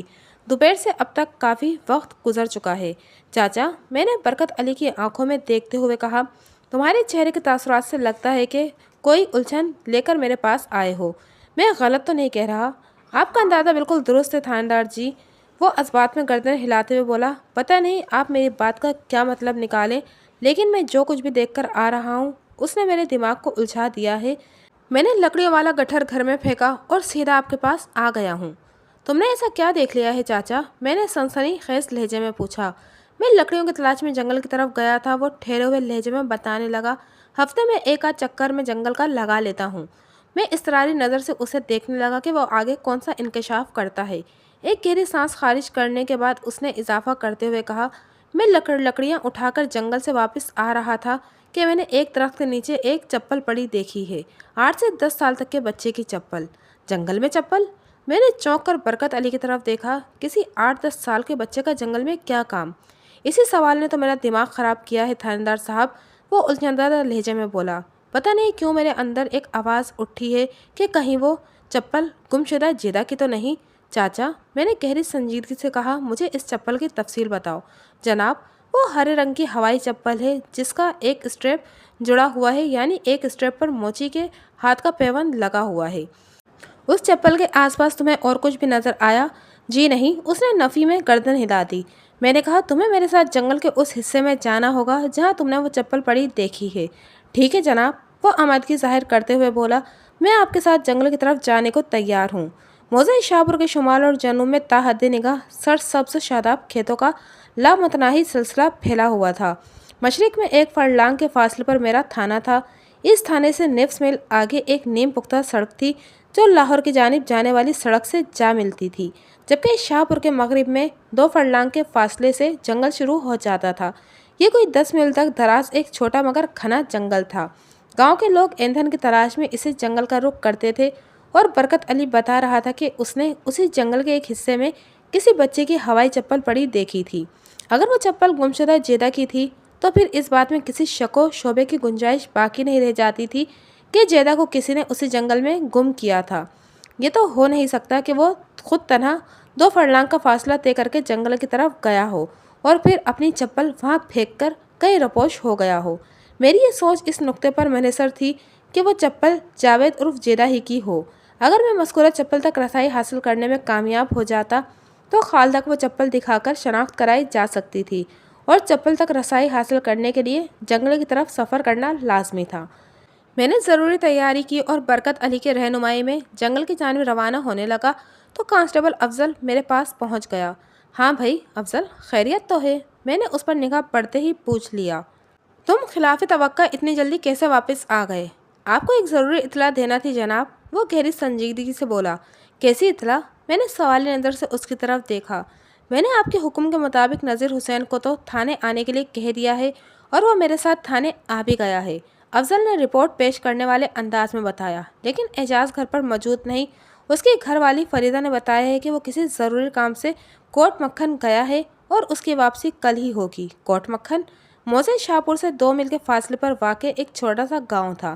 میں نے افضل کی بات پوری توجہ سے سنی اور اس کے خاموش ہونے پر کہا، اعجاز کی گھر والی نے یہ نہیں بتایا کہ اسے کوٹ مکھن میں ایسا کون سا ضروری کام پڑ گیا تھا؟ میں نے فریدہ سے سوال کیا تھا، افضل نے جواب دیا۔ اس نے بتایا کہ وہاں کے ایک بندے سے اعجاز نے کوئی رقم وغیرہ لینا تھی، وہ اسی رقم کی وصولی کے لیے وہاں گیا ہے۔ چلو ٹھیک ہے، وہ جب کوٹ مکھن سے واپس آئے گا تو اسے بھی دیکھ لیں گے، میں نے سرسری انداز میں کہا۔ یہ بتاؤ نذیر حسین کہاں ہے؟ وہ باہر برآمدے میں بیٹھا ہے ملک صاحب۔ ٹھیک ہے تم جاؤ افضل، میں نے اس بات میں گردن ہلاتے ہوئے کہا، میں نذیر حسین کو خود ہی دیکھ لیتا ہوں۔ وہ مجھے سلام کر کے واپس چلا گیا۔ میں نے نذیر حسین کو بھی اپنے ساتھ رکھا اور چاچا برکت علی کی نگرانی میں ہم جنگل کی سمت روانہ ہو گئے۔ میں نے احتیاطاً برکت علی کو آگے چلنے کے لیے کہہ دیا تھا۔ اس سے میرا صرف اتنا سا مقصد تھا کہ میں نذیر حسین سے جو بھی گفتگو کروں وہ برکت علی کی سماعت تک رسائی حاصل نہ کر سکے۔ نذیر حسین، میں نے علی نواز کے چاچا کو مخاطب کرتے ہوئے کہا، میں کل لاہور گیا تھا۔ میں نے ناستہ آواز کو دھیما رکھا تھا۔ اس نے چونک کر میری طرف دیکھا اور میرے ہی انداز میں آواز دبا کر بولا، آپ علی نواز سے ملنے گئے تھے؟ ہاں، میں نے اس بات میں گردن ہلائی اور پوچھا، تم نے یہ اندازہ کس بات سے لگایا ہے نذیر حسین؟ آپ نے مجھ سے علی نواز کا پتہ وغیرہ لیا تھا؟ وہ وضاحت کرتے ہوئے بولا، مجھے اسی وقت محسوس ہو گیا تھا کہ آپ جیدہ کی تلاش میں لاہور ضرور جائیں گے۔ میں پولیس کے طریقہ کار کو اچھی طرح جانتا ہوں۔ پھر مجھے تم پر سخت افسوس ہے، میں نے قدرے ترش لہجے میں کہا، بلکہ مجھے تم سے سنگین شکوہ ہے۔ کس بات کا شکوہ اور کیسا افسوس تھاندار صاحب؟ وہ متعجب نظر سے مجھے دیکھنے لگا۔ میں نے کہا، نذیر حسین، تم پولیس کے طریقہ کار سے واقفیت کے بھی دعوے دار ہو اور تم نے مجھ سے بہت سے حقائق چھپانے کی بھی کوشش کی ہے۔ کون سے حقائق تھاندار صاحب؟ اس کے تعجب میں اضافہ ہو گیا۔ میں نے تم پر واضح کیا تھا نا کہ پولیس اور ڈاکٹر سے کوئی حقیقت نہیں چھپانا چاہیے ورنہ مصیبت الٹی اپنے ہی گلے میں آ جاتی ہے۔ جناب، میں نے آپ سے کیا چھپایا ہے؟ وہ نیم احتجاجی انداز میں بولا۔ میرے پراسرار سوالات نے اس کی تشویش کو بام عروج تک پہنچا دیا تھا۔ جب میں نے تم سے خالدہ کے طلاق کا سبب پوچھا تھا تو تم نے بتایا تھا کہ علی نواز کو خالدہ کے کردار پر شک ہو گیا تھا، وہ جیدہ کو اپنا خون نہیں سمجھتا تھا۔ جی ہاں، میں نے آپ کو یہی بتایا تھا، وہ گہری سنجیدگی سے بولا، اور حقیقت بھی یہی ہے تھاندار صاحب۔ یہ آدھی حقیقت ہے نذیر حسین، میں نے سنسناتے ہوئے لہجے میں کہا۔ آدھی حقیقت؟ وہ مزید الجھ گیا۔ میں کچھ سمجھا نہیں جناب۔ یہ ٹھیک ہے کہ علی نواز کو خالدہ کے کردار پر شک ہو گیا تھا، اس لیے وہ جیدہ کو اپنا خون تسلیم کرنے کو تیار نہیں تھا، میں نے وضاحت کرتے ہوئے کہا، لیکن تم نے مجھ سے یہ حقیقت چھپائی کہ علی نواز کے شک کی بنیاد کون شخص تھا؟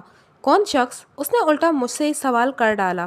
اشتیاق، میں نے انکشاف انگیز انداز میں کہا۔ وہ کھسیانہ سا ہو کر ادھر ادھر دیکھنے لگا۔ میں نے پوچھا، کیا میں غلط کہہ رہا ہوں؟ نہیں، آپ ٹھیک کہہ رہے ہیں، وہ ندامت آمیز لہجے میں بولا۔ علی نواز کو اشتیاق کے ہی حوالے سے خالدہ کے کردار پر شک تھا، تو کیا علی نواز کا شک درست تھا؟ میں نے چپتے ہوئے لہجے میں پوچھا۔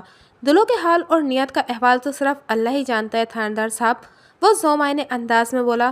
میں نے اپنی آنکھوں سے کچھ نہیں دیکھا، اس لیے کسی پر الزام لگانا میں ٹھیک نہیں سمجھتا۔ یہ تو ٹھیک ہے نا کہ اشتیاق اکثر و بیشتر تمہارے گھر میں گھسا رہتا تھا؟ میں نے تیز لہجے میں استفسار کیا، اور وہ بھی علی نواز کی غیر موجودگی میں۔ جی ہاں، یہ ٹھیک ہے، اس نے اس بات میں گردن ہلائی۔ وہ میری بیوی کا بھانجا ہے، میں اسے گھر میں آنے سے تو نہیں روک سکتا۔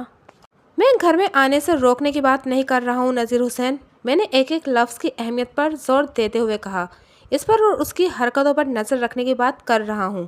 جناب، میں نے کبھی اس حوالے سے غور نہیں کیا تھا، وہ خجالت آمیز لہجے میں بولا۔ وہ جیدہ کو بیٹا بیٹا اور خالدہ کو بھابھی بھابھی کہتے نہیں تھکتا تھا، اور وہ ہر وقت ان کی خدمت میں بھی لگا رہتا تھا، اور اشتیاق کا یہی بیٹا بیٹا اور بھابھی بھابھی والا ڈرامہ علی نواز کو ایک آنکھ نہیں بھایا تھا۔ میں نے گہری سنجیدگی سے کہا، غلط یا صحیح، میں اس بات کی بحث میں نہیں پڑوں گا، لیکن یہ ایک حقیقت ہے کہ اشتیاق کے اسی خدمت گارانہ رویے کی وجہ سے علی نواز کو خالدہ کے کردار پر شک ہوا تھا۔ اس نے بارہا یہ محسوس کیا تھا کہ خالدہ اور اشتیاق کو اس پر اہمیت دیتی تھی، اور جیدہ بھی اسے نظر انداز کر کے اشتیاق کی گود میں گھسا رہتا تھا۔ جب علی نواز نے اس ایشو پر آواز اٹھائی تو تمہاری بیوی عنایت بی بی نے اشتیاق کی حمایت کی، اس موقع پر تم بھی اپنی بیوی کی ہاں میں ہاں ملانے لگے۔ اس کے ساتھ ہی خالدہ نے علی نواز کی دوسری شادی کا معاملہ بھی اچھال دیا۔ وہ بیچارہ اپنی چاچی کے رویے سے پہلے ہی نالا تھا، جب تم نے بھی اس کا ساتھ نہیں دیا تو اس نے خالدہ کو طلاق دی اور تم لوگوں کو اپنے ذہن و دل سے نکال کر ہمیشہ ہمیشہ کے لیے لاہور کا ہو کر رہ گیا۔ میں تو یہی کہوں گا کہ جی، گڑے مردے اکھاڑنے کا اب کوئی فائدہ نہیں۔ وہ ڈھیلے ڈھالے لہجے میں بولا، جو کچھ ہوا بہت برا ہوا نذیر حسین، کہ یہ شکست خوردہ کلمات اس بات کے بین ثبوت تھے کہ علی نواز غلطی پر نہیں تھا۔ اس نے جو بھی فیصلہ کیا تھا وہ اس وقت کے حالات کا تقاضا تھا۔ اس تمام فتنے اور فساد کی جڑ صرف اور صرف اشتیاق ہی تھا۔ میں نے اندھیرے میں ایک تیر چھوڑا نذیر حسین، میں نے رازدارانہ لہجے میں اسے مخاطب کیا۔ میں نے سنا ہے اشتیاق خالدہ کی طلاق کے بعد بھی اس کے گھر کے چکر لگاتا رہا تھا۔ میرا چھوڑا ہوا تیر عین نشانے پر جا کر لگا۔ وہ اسبات میں گردن ہلاتے ہوئے بولا، آپ نے ٹھیک سنا ہے تھاندار صاحب، لیکن اشتیاق کی نیت صاف تھی۔ نیت صاف تھی؟ کیا مطلب؟ میں چوکے بنا نہ رہ سکا۔ وہ گہری سنجیدگی سے بولا، اشتیاق خالدہ سے شادی کرنا چاہتا تھا، یعنی وہ اپنے جرم پر مہر تصدیق ثبت کرنے کا ارادہ رکھتا تھا۔ آپ کچھ بھی کہیں اور سمجھ لیں تھاندار صاحب، وہ سوچ میں ڈوبے ہوئے لہجے میں بولا، لیکن اشتیاق کے موقف میں بھی جان تھی۔ میں نے اپنی معلومات کی غرض سے پوچھ لیا، اس نے کیا موقف اختیار کیا تھا؟ اس کا کہنا یہ تھا کہ اس کے اور خالدہ کے بیچ کبھی کوئی غلط رشتہ نہیں رہا تھا، لیکن یہ خالدہ کی بدقسمتی کہ اس کی وجہ سے خالدہ کو طلاق ہو گئی۔ نذیر حسین وضاحت کرتے ہوئے بولا، وہ خالدہ کے ساتھ ہونے والی اس زیادتی کا ازالہ کرنے کے لیے اسے شادی کرنے کا ارادہ رکھتا تھا۔ کیا خالدہ بھی اسے شادی کرنے پر آمادہ تھی؟ میں نے ایک نہایت ہی حساس سوال کیا۔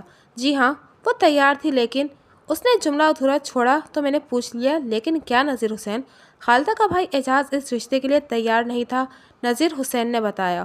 اسے دو ٹوک انداز میں اپنا فیصلہ سنا دیا تھا کہ یہ کام کسی بھی صورت نہیں ہو سکتا۔ اس کی بہن کو اشتیاق کی وجہ سے بدنامی اٹھانا پڑی اور طلاق کا طوق پہننا پڑا۔ اب اگر اسی شخص سے خالدہ کی شادی کر دی گئی تو پورا گاؤں یہی کہے گا کہ علی نواز کا شک 16 آنے درست تھا۔ مطلب یہ کہ خالدہ اور اشتیاق کی شادی نہ ہو سکی۔ جی ہاں، نذیر حسین نے جواب دیا۔ پھر 4 سال کا عرصہ گزر گیا۔ اس نے اسبات میں گردن ہلائی، اور پھر 4 سال کے بعد جیدہ غائب ہو گیا۔ میں نے پرخیال انداز میں کہا، کہیں آپ جیدہ کی گمشدگی کا شک اشتیاق پر تو نہیں کر رہے تھاندار صاحب؟ نذیر حسین کی جھرجھراتی ہوئی آواز میری سماعت تک پہنچی۔ میں نے اس کی جانب دیکھتے ہوئے ٹھوس لہجے میں کہا، نذیر حسین، پولیس کی تفتیش کی گاڑی شک کی پیٹرول سے آگے بڑھتی ہے، ایک اشتیاق کی کیا بات ہے؟ مجھے تو ہر ایک شخص پر شک ہے جو کسی نہ کسی حوالے سے جاوید اور جیدہ سے تعلق رکھتا ہو۔ میں نے لمحاتی توقف کر کے گہری سانس لی، پھر اضافہ کرتے ہوئے کہا، اس لیے میں نے لاہور جا کر سب سے پہلے علی نواز کو چیک کیا ہے، کیونکہ جیدہ کے ساتھ سب سے زیادہ گہرا تعلق تو اسی کا بنتا ہے۔ جب علی نواز مجھے اس معاملے میں ملوث نظر نہیں آیا تو میں نے اپنی تفتیش کو شاہ پور تک محدود کر دیا ہے، اور اللہ کے فضل و کرم سے مجھے اس سلسلے میں ابتدا ہی میں 2 بڑی کامیابیاں حاصل ہو گئی ہیں۔ کون سی 2 کامیابیاں؟ نذیر حسین نے سوالی نظر سے مجھے دیکھا۔ ایک کامیابی تو تمہیں ابھی جنگل میں پہنچنے کے بعد نظر آ جائے گی، میں نے معنی خیز انداز میں کہا، اور دوسری کامیابی کے بارے میں تمہیں بعد میں بتاؤں گا۔ میں نے 2 مشکوک افراد کا ذکر دانستہ گول کر دیا تھا۔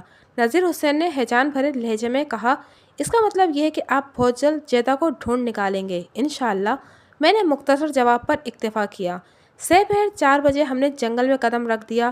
چاچا برکت، میں نے اپنے رہنما کو مخاطب کرتے ہوئے پوچھا، ہمیں جنگل کے اندر کتنی دور تک جانا ہوگا؟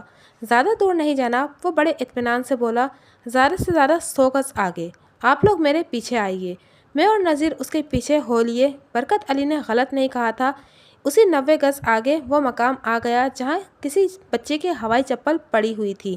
میں نے چپل کے دونوں پاؤں اٹھا کر باغور ان کا جائزہ لیا۔ وہ 8 سے 10 سال کی کسی بچے کی چپل تھی۔ یہ ممکن نہیں تھا کہ اتنی کم عمر میں کوئی بچہ خود ہی گاؤں سے تن تنہا اس جنگل کی طرف آ نکلا ہو اور چپل یہاں چھوڑ کر کہیں غائب ہو گیا ہو۔ یہ جس بچے کی چپل تھی اسے یقیناً زبردستی اٹھا کر یا بے ہوش کر کے جنگل میں لایا گیا تھا۔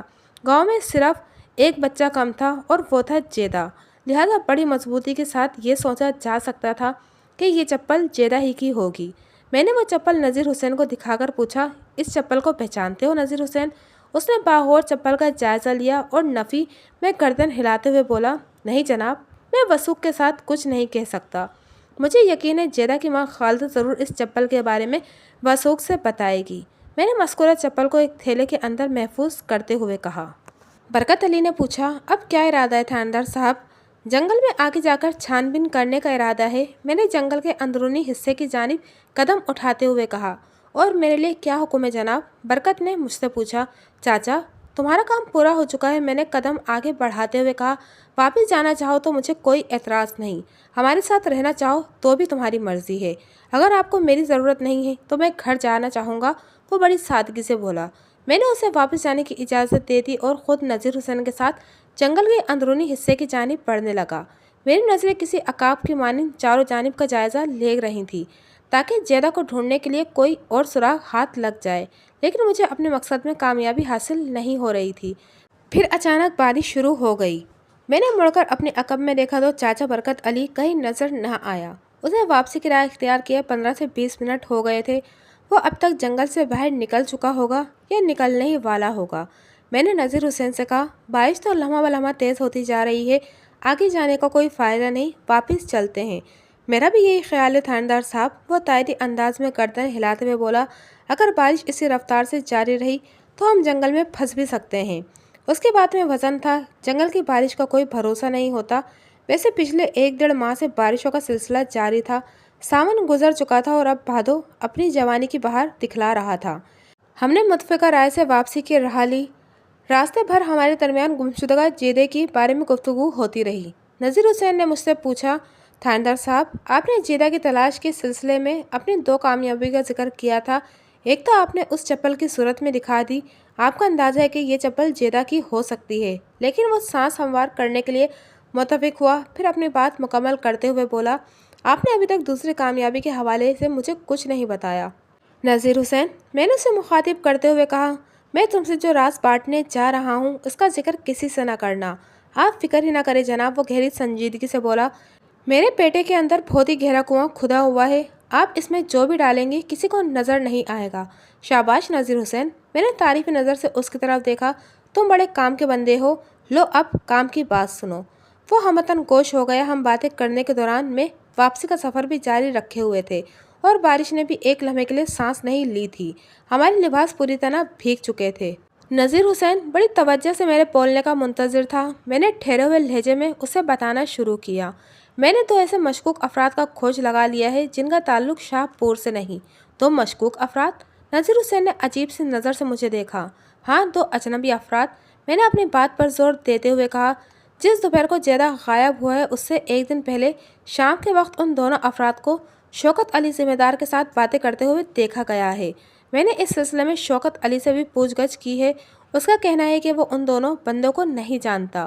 انہوں نے شوکت علی سے جیدہ کے گھر کا پوچھا تھا اور وہ اس طرح کے اعجاز دکاندار کی بہن خالدہ کا گھر کون سا ہے، اور پھر اس کے اگلے روز ہی جیدہ شاہ پور سے غائب ہو گیا۔ مجھے پکا شک ہے کہ جیدہ کی گمشدگی میں انہی 2 مشکوک افراد کا ہاتھ ہے۔ میں نے لمحاتی توقف کر کے ایک طویل سانس خارج کی، پھر اضافہ کرتے ہوئے کہا، میں نے ان دونوں بندوں کی تلاش کے لیے اپنے تھانے کے عملے کو ہائی الرٹ کر دیا ہے۔ مجھے امید ہے میں بہت جلد ان بندوں تک پہنچ جاؤں گا۔ نذیر حسین نے پوری توجہ سے میری بات سنی اور میں نے محسوس کیا اس دوران میں اس کے چہرے کی رنگت میں نمایاں تبدیلی رونما ہو رہی تھی۔ میرے خاموش ہونے پر اس نے کہا، اس کے انداز میں سنجیدگی اور سنسنی خیزی پائی جاتی تھی۔ تھاندار صاحب، آپ کہیں ان 2 بندوں کا ذکر تو نہیں کر رہے جن میں سے ایک دراز کا سانولی رنگت کا ہے اور دوسرا گورا ہے؟ اس گورے بندے کے سر کے بال گھنگریالے ہیں۔ ہاں ہاں وہی، میں نے رک کر حیرت بھری نظر سے نذیر حسین کو دیکھا۔ کیا تم انہیں جانتے ہو؟ جانتا تو نہیں جناب، وہ ٹھہرے ہوئے لہجے میں بولا، مگر میں نے انہیں اسی شام دیکھا ہے جس کا آپ ذکر کر رہے ہیں۔ کہاں دیکھا ہے؟ میں نے سرسراتے ہوئے لہجے میں دریافت کیا۔ اعجاز سے باتیں کرتے ہوئے وہ انکشاف انگیز انداز میں بولا۔ اعجاز سے؟ میں نے دوبارہ چلتے ہوئے پوچھا۔ جی ہاں، وہ تینوں گاؤں سے باہر کھیتوں میں بہت گھل مل کر باتیں کر رہے تھے، نذیر حسین نے جواب دیا۔ مجھے تو یوں محسوس ہوا تھا جیسے وہ اعجاز کے جاننے والے ہوں۔ میں گہری سوچ میں ڈوب گیا۔ نذیر حسین نے میرے ساتھ چلتے ہوئے قیاس آرائی کی۔ تھاندار صاحب، آپ نے بتایا ہے نا، جیدہ کی گمشدگی سے ایک دن پہلے شام کے وقت ان دونوں بندوں نے شوکت علی ذمہ دار سے اعجاز کی بہن خالدہ کے گھر کا پتہ پوچھا تھا۔ میرا خیال ہے وہ شوکت علی سے ملنے کے بعد اعجاز کے پاس آئے ہوں گے۔ لیکن تم نے تو انہیں اعجاز کے ساتھ گاؤں سے باہر کھیتوں میں دیکھا تھا۔ جی ہاں، میں نے انہیں وہیں دیکھا تھا، نذیر حسین نے جواب دیا، اور وہ اعجاز کے ساتھ کھل مل کر باتیں کر رہے تھے۔ میں نے مزید تصدیق کی خاطر پوچھا، جس سے تم نے اندازہ لگایا وہ اعجاز کے جاننے والے ہیں؟ جی ہاں بالکل، وہ اس بات میں گردن ہلاتے ہوئے بولا، میں نے اسی بات سے اندازہ لگایا تھا۔ اللہ کے بندے نذیر حسین، میں نے قدرے سخت لہجے میں کہا، اگر وہ دونوں مشکوک اجنبی اعجاز کے جاننے والے تھے تو پھر وہ اعجاز اور اس کی بہن خالدہ کے گھر کا پتہ کیوں پوچھ رہے تھے؟ یہ بات تو آپ بالکل ٹھیک کہہ رہے ہیں۔ وہ گڑبڑا گیا، پھر ایک دو بار گردن جھٹکنے کے بعد بولا، پتہ نہیں کیوں میرا دل کہتا ہے کہ وہ دونوں بندے اعجاز کے لیے اجنبی نہیں تھے۔ آپ ایک کام کیوں نہیں کرتے؟ کون سا کام؟ میں نے چونکے ہوئے لہجے میں پوچھا۔ آپ ان دونوں بندوں کے بارے میں اعجاز حسین سے پوچھیے نا، وہ مشورہ دینے والے انداز میں بولا، پھر دودھ کا دودھ اور پانی کا پانی الگ ہو جائے گا۔ ہم باتیں کرتے ہوئے جنگل سے باہر نکل آئے۔ کہتے تو تم بالکل ٹھیک ہو نذیر حسین، میں نے اس کی بات کے جواب میں کہا، لیکن اعجاز حسین فی الحال شاہ پور میں نہیں ہے۔ کیوں؟ وہ کہاں چلا گیا؟ مجھے پتہ چلا ہے وہ کسی بندے سے ملنے کوٹ مکھن گیا ہوا ہے، میں نے وضاحت کرتے ہوئے کہا۔ وہاں اس کا کوئی دوست ہے اور وہ اس کے پاس گیا ہے۔ اوہ! نذیر حسین نے ایک بوجھل سانس خارج کی اور بولا، تو پھر تو فی الحال کچھ نہیں ہو سکتا۔ کیوں کچھ نہیں ہو سکتا؟ میں نے تیز لہجے میں کہا۔ وہ سوالی نظر سے مجھے دیکھنے لگا۔ میں نے کہا، نذیر حسین، اگر اعجاز شاہ پور میں موجود نہیں تو اس کا یہ مطلب کیسے ہو گیا کہ ہاتھ پر ہاتھ رکھ کر بیٹھ جاؤں گا اور چپ چاپ اس کی واپسی کا انتظار کروں گا؟ میرے کہنے کا یہ مقصد نہیں تھا تھاندار جی، وہ اپنی پوزیشن صاف کرتے ہوئے بولا، میں تو صرف یہ کہہ رہا تھا کہ اگر اعجاز گاؤں میں موجود نہیں تو پھر ان دو مشکوک بندوں کے بارے میں اس سے پوچھ گچھ نہیں کی جا سکتی۔ جب اعجاز کوٹ مکھن سے واپس آئے گا تو میں اسے بھی دیکھ لوں گا۔ میں نے سوچ میں ڈوبے ہوئے لہجے میں کہا، فی الحال تم میں گمشدہ جیدے کی ماں خالدہ کے پاس جا رہا ہوں، کیا میں آپ کے ساتھ چلوں؟ نذیر حسین نے پوچھا۔ یہ مناسب نہیں ہوگا، میں نے نفی میں گردن ہلاتے ہوئے کہا، تم دونوں خاندانوں کے درمیان پہلے ہی بہت ساری رنجشیں اور افراتفری پھیلی ہوئی ہے، وہ میرے ساتھ تمہیں دیکھ کر بھڑک بھی سکتی ہے۔ ٹھیک ہے جناب، تو پھر میں اپنے گھر جاتا ہوں۔ ہاں تمہارے لیے یہ مناسب رہے گا، میں نے ٹھہرے ہوئے لہجے میں کہا۔ جب ہم شاہ پور گاؤں میں داخل ہوئے تو ہمارے راستے جدا ہو گئے۔ نذیر حسین اپنے گھر کی طرف چلا گیا اور میں خالدہ کے گھر کا رخ کیا۔ بارش اب مکمل طور پر تھم چکی تھی، شاید ہمیں جنگل سے نکالنے کے لیے ہی اس کے غیظ و غضب میں اضافہ ہوا تھا۔ میں اس سے پہلے بھی خالدہ کے گھر آ چکا تھا۔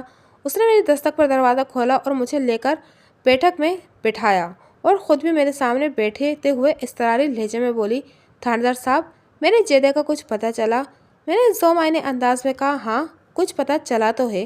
کیا پتہ چلا ہے؟ وہ اضطراری لہجے میں مستفسر ہوئی۔ وہ سوالیہ نظر سے مجھے تکنے لگی۔ میں نے اپنے ہاتھ میں موجود تھیلے کو کھولا اور بڑی ڈرامائی انداز میں وہ ہوائی چپل نکال کر خالدہ کے سامنے رکھ دی، جو مجھے جنگل کے اندرونی حصے سے ملی تھی۔ چپل پر نگاہ پڑتے ہی خالدہ ہیجانی انداز میں چلائی، یہ چپل تو میرے جیدے کی ہے، آپ کو یہ چپل کہاں سے ملی؟ میں نے اضطرابی کیفیت میں مبتلا جیدے کی ماں کے سوالات کے جوابات میں وہ تفصیل بیان کر دی جو اب تک میری تفتیش کے نتیجے میں سامنے آ چکی تھی۔ میری باتیں سن کر خالدہ روحان سی ہو گئی، پھر گلوگر آواز میں پوچھا، تھاندار صاحب، میرا جیدہ مل تو جائے گا نا؟ اللہ کے گھر سے بہتری کی امید رکھنا چاہیے، میں نے تسلی آمیز لہجے میں کہا۔ میں پوری شدومت سے تمہارے بیٹے کو تلاش کر رہا ہوں، کل صبح میں دوبارہ جنگل کی طرف جاؤں گا۔ آج تو تمہاری بارش نے میرا راستہ روک لیا، کل انشاءاللہ میں جیدہ کا سراغ لگانے میں ضرور کامیاب ہو جاؤں گا۔ میں مزید 10-15 منٹ تک خالدہ کے پاس بیٹھ کر تسلی دلاسی کی باتیں کرتا رہا، پھر اس کے گھر سے نکل آیا۔ فی الحال اسے تسلی دے سکتا تھا کیونکہ ابھی تک صورتحال کھل کر میرے سامنے نہیں آئی تھی۔ نذیر حسین کے انکشاف نے میرے ذہن میں سوچ کا ایک نیا دروا کر دیا تھا۔ جس شام زمیندار شوکت علی سے دو اجنبی مشکوک افراد نے اعجاز کی بہن خالدہ کے گھر کا پتہ پوچھا تھا، اسی شام نذیر حسین نے انہی دو مشکوک بندوں کو اعجاز کے ساتھ کھیتوں میں گھل مل کر باتیں کرتے دیکھا تھا۔ یہ ایک ایسا کھلا تضاد تھا کہ میری سوچ میں متعدد سوالات پیدا کر رہا تھا۔ علاوہ ازیں علی نواز نے مجھے اپنی سابق بیوی خالدہ اور اس کے مبینہ آشنا اشتیاق کے بارے میں جو کچھ بتایا تھا، اس ذکر کو اعجاز نے بالکل ہی گول کر دیا تھا۔ جب میں نے علی نواز کے چچا نذیر حسین سے اس سلسلے میں استفسار کیا تو اس نے چند ایک معاملات کی پردہ پوشی کرتے ہوئے باقی باتوں کی تصدیق کر دی تھی، مثلاً یہ کہ جب علی نواز نے خالدہ کو طلاق دے دی اور وہ اپنے میکے آ گئی تو اس کے لیے اشتیاق نے رشتہ بھیجا تھا، لیکن اعجاز نے اس رشتے سے انکار کر دیا تھا۔ اعجاز نے یہ تمام تر معاملات مجھ سے چھپائے تھے جس کی کوئی توجہ نہیں کی جا سکتی تھی۔ اعجاز نے خالدہ اور علی نواز کے جھگڑے کے حوالے سے مجھے جو قصہ سنایا تھا اس میں علی نواز کو قصوروار ٹھہرایا گیا تھا اور جیدے کی گمشدگی کے سلسلے میں بھی اس کے شک کا مرکز علی نواز ہی تھا۔ بہرحال نذیر حسین کی فراہم کردہ تازہ ترین معلومات کے مطابق اعجاز کو بڑی باریک بینی سے چیک کرنا ضروری ہو گیا تھا تاکہ اس حقیقت تک رسائی حاصل کی جا سکے کہ اس نے حقائق کو چھپانے کی کوشش کس مقصد کے لیے کی تھی۔ اپنی اسی تجسس کی تسکین کے لیے میں نے تھانے جانے سے پہلے اعجاز کریانہ فروش کی بیوی فریدہ سے ملاقات کا فیصلہ کر لیا۔ یہ تو مجھے معلوم ہو چکا تھا کہ اعجاز اپنے کسی دوست سے ملنے کوٹ مکھن گیا ہوا تھا، لیکن یہ جاننا بھی ضروری تھا کہ ایسا کون سا اہم کام تھا کہ ادھر شاہ پور میں اس کے بھانجے کی گمشدگی نے افراتفری مچا رکھی تھی اور وہ ادھر کوٹ مکھن کی سیر کو نکلا ہوا تھا۔ کوٹ مکھن موضع شاہ پور سے صرف 2 میل کے فاصلے پر واقع ایک چھوٹا سا گاؤں تھا۔ اس وقت رات کے 8 بج رہے تھے اور میں شوکت علی کے ہمراہ اسی کوٹ مکھن کی جانب رواں دوا تھا۔ ہم دونوں الگ الگ گھوڑوں پر سوار اب تک میں کوٹ مکھن پہنچنے ہی والے تھے۔ خالدہ کے گھر سے اٹھ کر میں سیدھا اعجاز کے گھر پہنچا تھا اور میں نے وہاں اعجاز کی گھر والی فریدہ سے ایک بھرپور ملاقات کی تھی اور اسی ملاقات نے مجھے کوٹ مکھن کا رخ کرنے پر مجبور کر دیا تھا۔ فریدہ پہلے تو مجھے دیکھتے ہی گھبرا گئی۔ مجھے ایک پولیس اہلکار کی زبانی معلوم ہو چکا تھا کہ اعجاز اپنے کسی دوست سے ملنے کوٹ مکھن گیا ہوا ہے، لیکن جب میں نے فریدہ سے اعجاز کے بارے میں سوال کیا تو وہ بوکھلا کر آئیں بائیں شائیں کرنے لگی۔ پہلے اس نے کہا کہ اعجاز گھر میں نہیں ہے، تھوڑی دیر میں واپس آئے گا۔ میں نے جب اسے پولیس اہلکار سے ہونے والی بات کا حوالہ دیا تو وہ چونک اٹھی اور پٹری بدلتے ہوئے بولی، ہاں مجھے یاد نہیں رہا تھا، وہ تو کوٹ مکھن گیا ہوا ہے۔ اس کے بعد بھی میں نے جو سوال کیا اس نے حواس باختہ جواب ہی دیا۔ جب میں نے تھوڑی سی سختی کی اور 2 مشکوک افراد کے بارے میں استفسار کیا تو اپنی مکمل معذوری ظاہر کرتے ہوئے وہ بڑی عاجزی سے بولی، تھاندار جی، مجھے تو اعجاز نے یہی بتایا تھا کہ وہ اپنے دوست فاروق مہر سے ملنے کوٹ مکھن جا رہا ہے۔ فاروق سے اس کا رقم کا کوئی لین دین ہے اور وہ اپنی رقم وصول کرنے وہاں گیا ہے، اس کے سوا مجھے کسی بات کا پتہ نہیں۔ میں نے فریدہ سے اعجاز کے کوٹ مکھن والے دوست فاروقی مہر کے بارے میں ممکنہ حد تک معلومات حاصل کی اور اس کے گھر سے اٹھ آیا تھا۔ جب سے نذیر حسین نے مجھے اعجاز اور مشکوک افراد کی ملاقات کے بارے میں بتایا تھا، میرا ذہن ایک خاص انداز میں سوچنے پر مصروف ہو گیا تھا۔ اس معاملے میں ایک نہایت ہی اہم نکتہ تھا اور وہ یہ کہ اگر وہ دونوں مشکوک افراد اعجاز کے واقف کار تھے اور اس کے ساتھ گھل مل کر باتیں کر رہے تھے تو پھر انہیں ذمہ دار شوکت علی سے خالدہ کے گھر کا پتہ پوچھنے کی ضرورت نہیں تھی، اور یہی نکتہ مجھے موضع شاہ پور سے کوٹ مکھن لے آیا تھا۔ ان دونوں مذکورہ مشکوک افراد کو شاہ پور میں مبینہ طور پر 3 افراد نے دیکھا تھا: نمبر 1 نذیر حسین، نمبر 2 اعجاز اور نمبر 3 ذمہ دار شوکت علی۔ اعجاز کوٹ مکھن میں تھا اور میں نذیر حسین کو باوجہ اپنے ساتھ نہیں رکھ سکتا تھا، لہٰذا ذمہ دار شوکت علی کو ساتھ لے آیا تھا۔ واقعات کی روشنی میں شاہ پور میں وہ دونوں بندے سب سے پہلے شوکت علی سے ملے تھے۔ میں نے راستے میں ایک مرتبہ پھر شوکت علی سے 2 امور کی تصدیق کر لی تھی: نمبر 1 ان بندوں نے شوکت علی سے اعجاز کی بہن خالدہ کے گھر کا پتہ پوچھا تھا، نمبر 2 انہوں نے اپنے بارے میں شوکت کو بتایا تھا کہ وہ لاہور سے آئے ہیں۔ اعجاز کو پکا شک تھا کہ جیدے کی گمشدگی میں اس کے باپ علی نواز کا ہاتھ تھا جو کہ لاہور میں رہتا تھا۔ اب یہ معاملہ اسی وقت حل ہو سکتا تھا جب اعجاز میرے روبرو ہوتا، اس لیے میں نے پہلی فرصت میں کوٹ مکھن کا رخ کیا تھا۔ ہم 8:30 پونے 9 بجے کوٹ مکھن میں تھے۔ فریدہ سے حاصل ہونے والی معلومات کی روشنی میں نے اعجاز کے دوست فاروق مہر کا گھر ڈھونڈنے کے لیے مقامی لوگوں سے پوچھ تاچھ کی تو ایک حیرت انگیز انکشاف ہوا۔ कोट मक्खन में फारूक मेहर नामी कोई शख्स रहता ही नहीं। एक फारूक लोहार से मुलाकात हुई। वो शाहपुर के एजाज करियाना फरोश को नहीं जानता था। जब मैंने कोट मक्खन के लोगों को एजाज की वजह कथा और हुलिया वगैरह से आगाह किया तो एक शख्स ने बताया कि ऐसी शक्ल शबाहत का एक आदमी नवाज के घर आया हुआ है। मैं मालूमात फराहम करने वाले बंदे को साथ रखकर नवाज नामी शख्स के घर पहुंच गया। यह एक सनसनीखेज इंकशाफ मेरा मुंतज़िर था। मेरी दस्तक के जवाब में थोड़ी देर ताख़ीर से दरवाज़ा खुला और जिस शख्स ने अधूरा दरवाज़ा खोलकर बाहर झांका, शौकत अली ने उसे देखते ही पहचान लिया। थानेदार साहब, शौकत अली की सरसराती आवाज़ बरामद हुई। ये तो उन्हीं दो बंदों में से एक है जिन्होंने मुझसे खालदा के घर का पता पूछा था। पुलिस को दरवाजे पर देखकर और अपने बारे में मेरे हमराही का तबसरा सुनकर वो बंदा ऐसा उछला जैसे बिजली के नंगे तार को छू लिया हो। उसके साथ ही उसने मैकेनिकी अंदाज में दरवाज़ा बंद करने की कोशिश की। शौकत अली के इंकशाफ ने मुझे ज़हनी और जिस्मानी तौर पर हद से ज़्यादा चौकन्ना कर दिया था। लिहाजा मैंने उसकी दरवाज़ा बंद करने वाली कोशिश को नाकाम बनाने के लिए दरवाजे के बीच में पाँव फंसा दिया। उसके साथ ही मैंने दरवाजे को ज़ोरदार धक्का दिया। उस बंदे को मेरी जानिब से शायद ऐसे फौरी रद्द अमल की तवक्का नहीं थी। दरवाज़ा उसके मुंह पर लगा और वो पुश्त के बल धड़ाम से घर के सहन में गिरा। मैं उछलकर अंदर पहुंचा तो सामने एजाज खड़ा था। उसके साथ ही एक और बंदा था। शौकत अली ने फ़ौरन से बेशतर उस बंदे को भी पहचान लिया।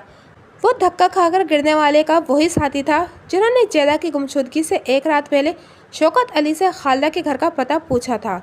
एजाज को उन दो मशकूक अफराद के साथ देखकर सारी कहानी मेरी समझ में आ गई थी। रही सही कसर उस वक्त जाती रही जब उन तीनों ने मुझे देखकर वहाँ से फरार होने की कोशिश की। मैं भला उन्हें कैसे निकल जाने देता। शौकत अली और मैं तो थे ही, हमारे अलावा 4-5 और अफराद भी गली में तमाशा देखने के लिए मौजूद थे। ये लोग अपने गांव में पुलिस की आमद पर बेपनाह तजस्सुस में मुब्तला हो गए थे और हमारे साथ चलते हुए नवाज के दरवाजे तक पहुंच गए। उन सब ने पुलिस की मदद की और 5 मिनट के अंदर में उन तीनों को काबू करने में कामयाब हो गया। रात 11 बजे एजाज, नवाज और नवाज का साथी वहीद मेरे थाने के हवालात में बंद थे। मैंने 2 खौफनाक सूरतों वाले कांस्टेबल्स को हवलदार की मदद और मेहमानों की खातिर मदारत पर मामूर किया और ख़ुद जाकर अपने क्वार्टर में इत्मीनान से सो गया। ये इत्मीनान इस बात का था कि मैंने जेदे की गुमशुदगी का राज पा लिया था और ये राज रोंगटे खड़े कर देने वाला था। अगली सुबह मैं थाने पहुंचा तो हवलदार ने उन तीनों को किसी रिकॉर्ड की तरह बजने के लिए तैयार कर दिया था। मैंने उन्हें अपने कमरे में बुलाया और सवाल जवाब शुरू किए तो उन्होंने अपने जराइम का इकरार कर लिया। एजाज कोई आदि मुजरिम नहीं था। वो गुज़िश्ता रात गिरफ्तारी के वक्त ही बहुत डरा सहमा नज़र आ रहा था और ऐसा महसूस होता था कि वो सब कुछ कबूल करने को तैयार है।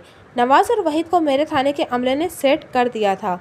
वाक़ियात के मुताबिक इश्तियाक की खालदा में हद से ज़्यादा बढ़ती हुई दिलचस्पी ने एजाज को बहुत अजियत में मुब्तला कर रखा था। उसी शख्स की हरकतों के बायस एजाज की बहन खालदा को तलाक हुई थी।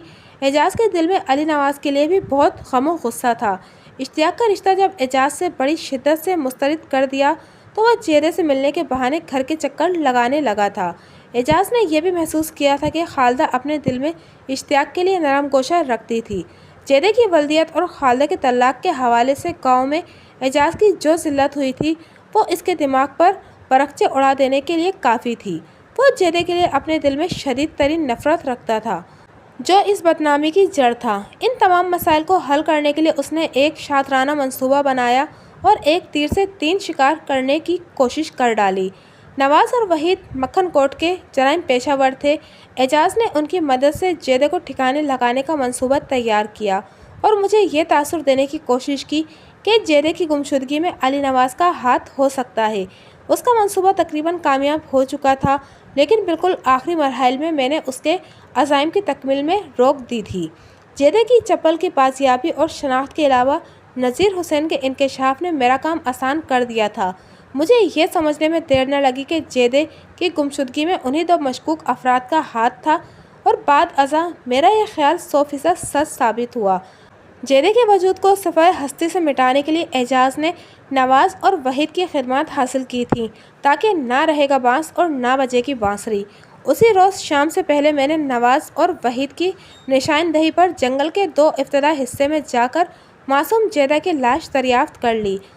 उन नामरादों ने जेदे को मौत के घाट उतारने के बाद एक गड्ढे में दबा दिया था یہ تمام تر مذموم کارروائی انہوں نے اعجاز کے ایما پر کی تھی، لہٰذا میں نے نواز اور وحید کے ساتھ ہی اعجاز کو بھی فٹ کر دیا۔ اس فتنے کا روح رواں وہی تھا۔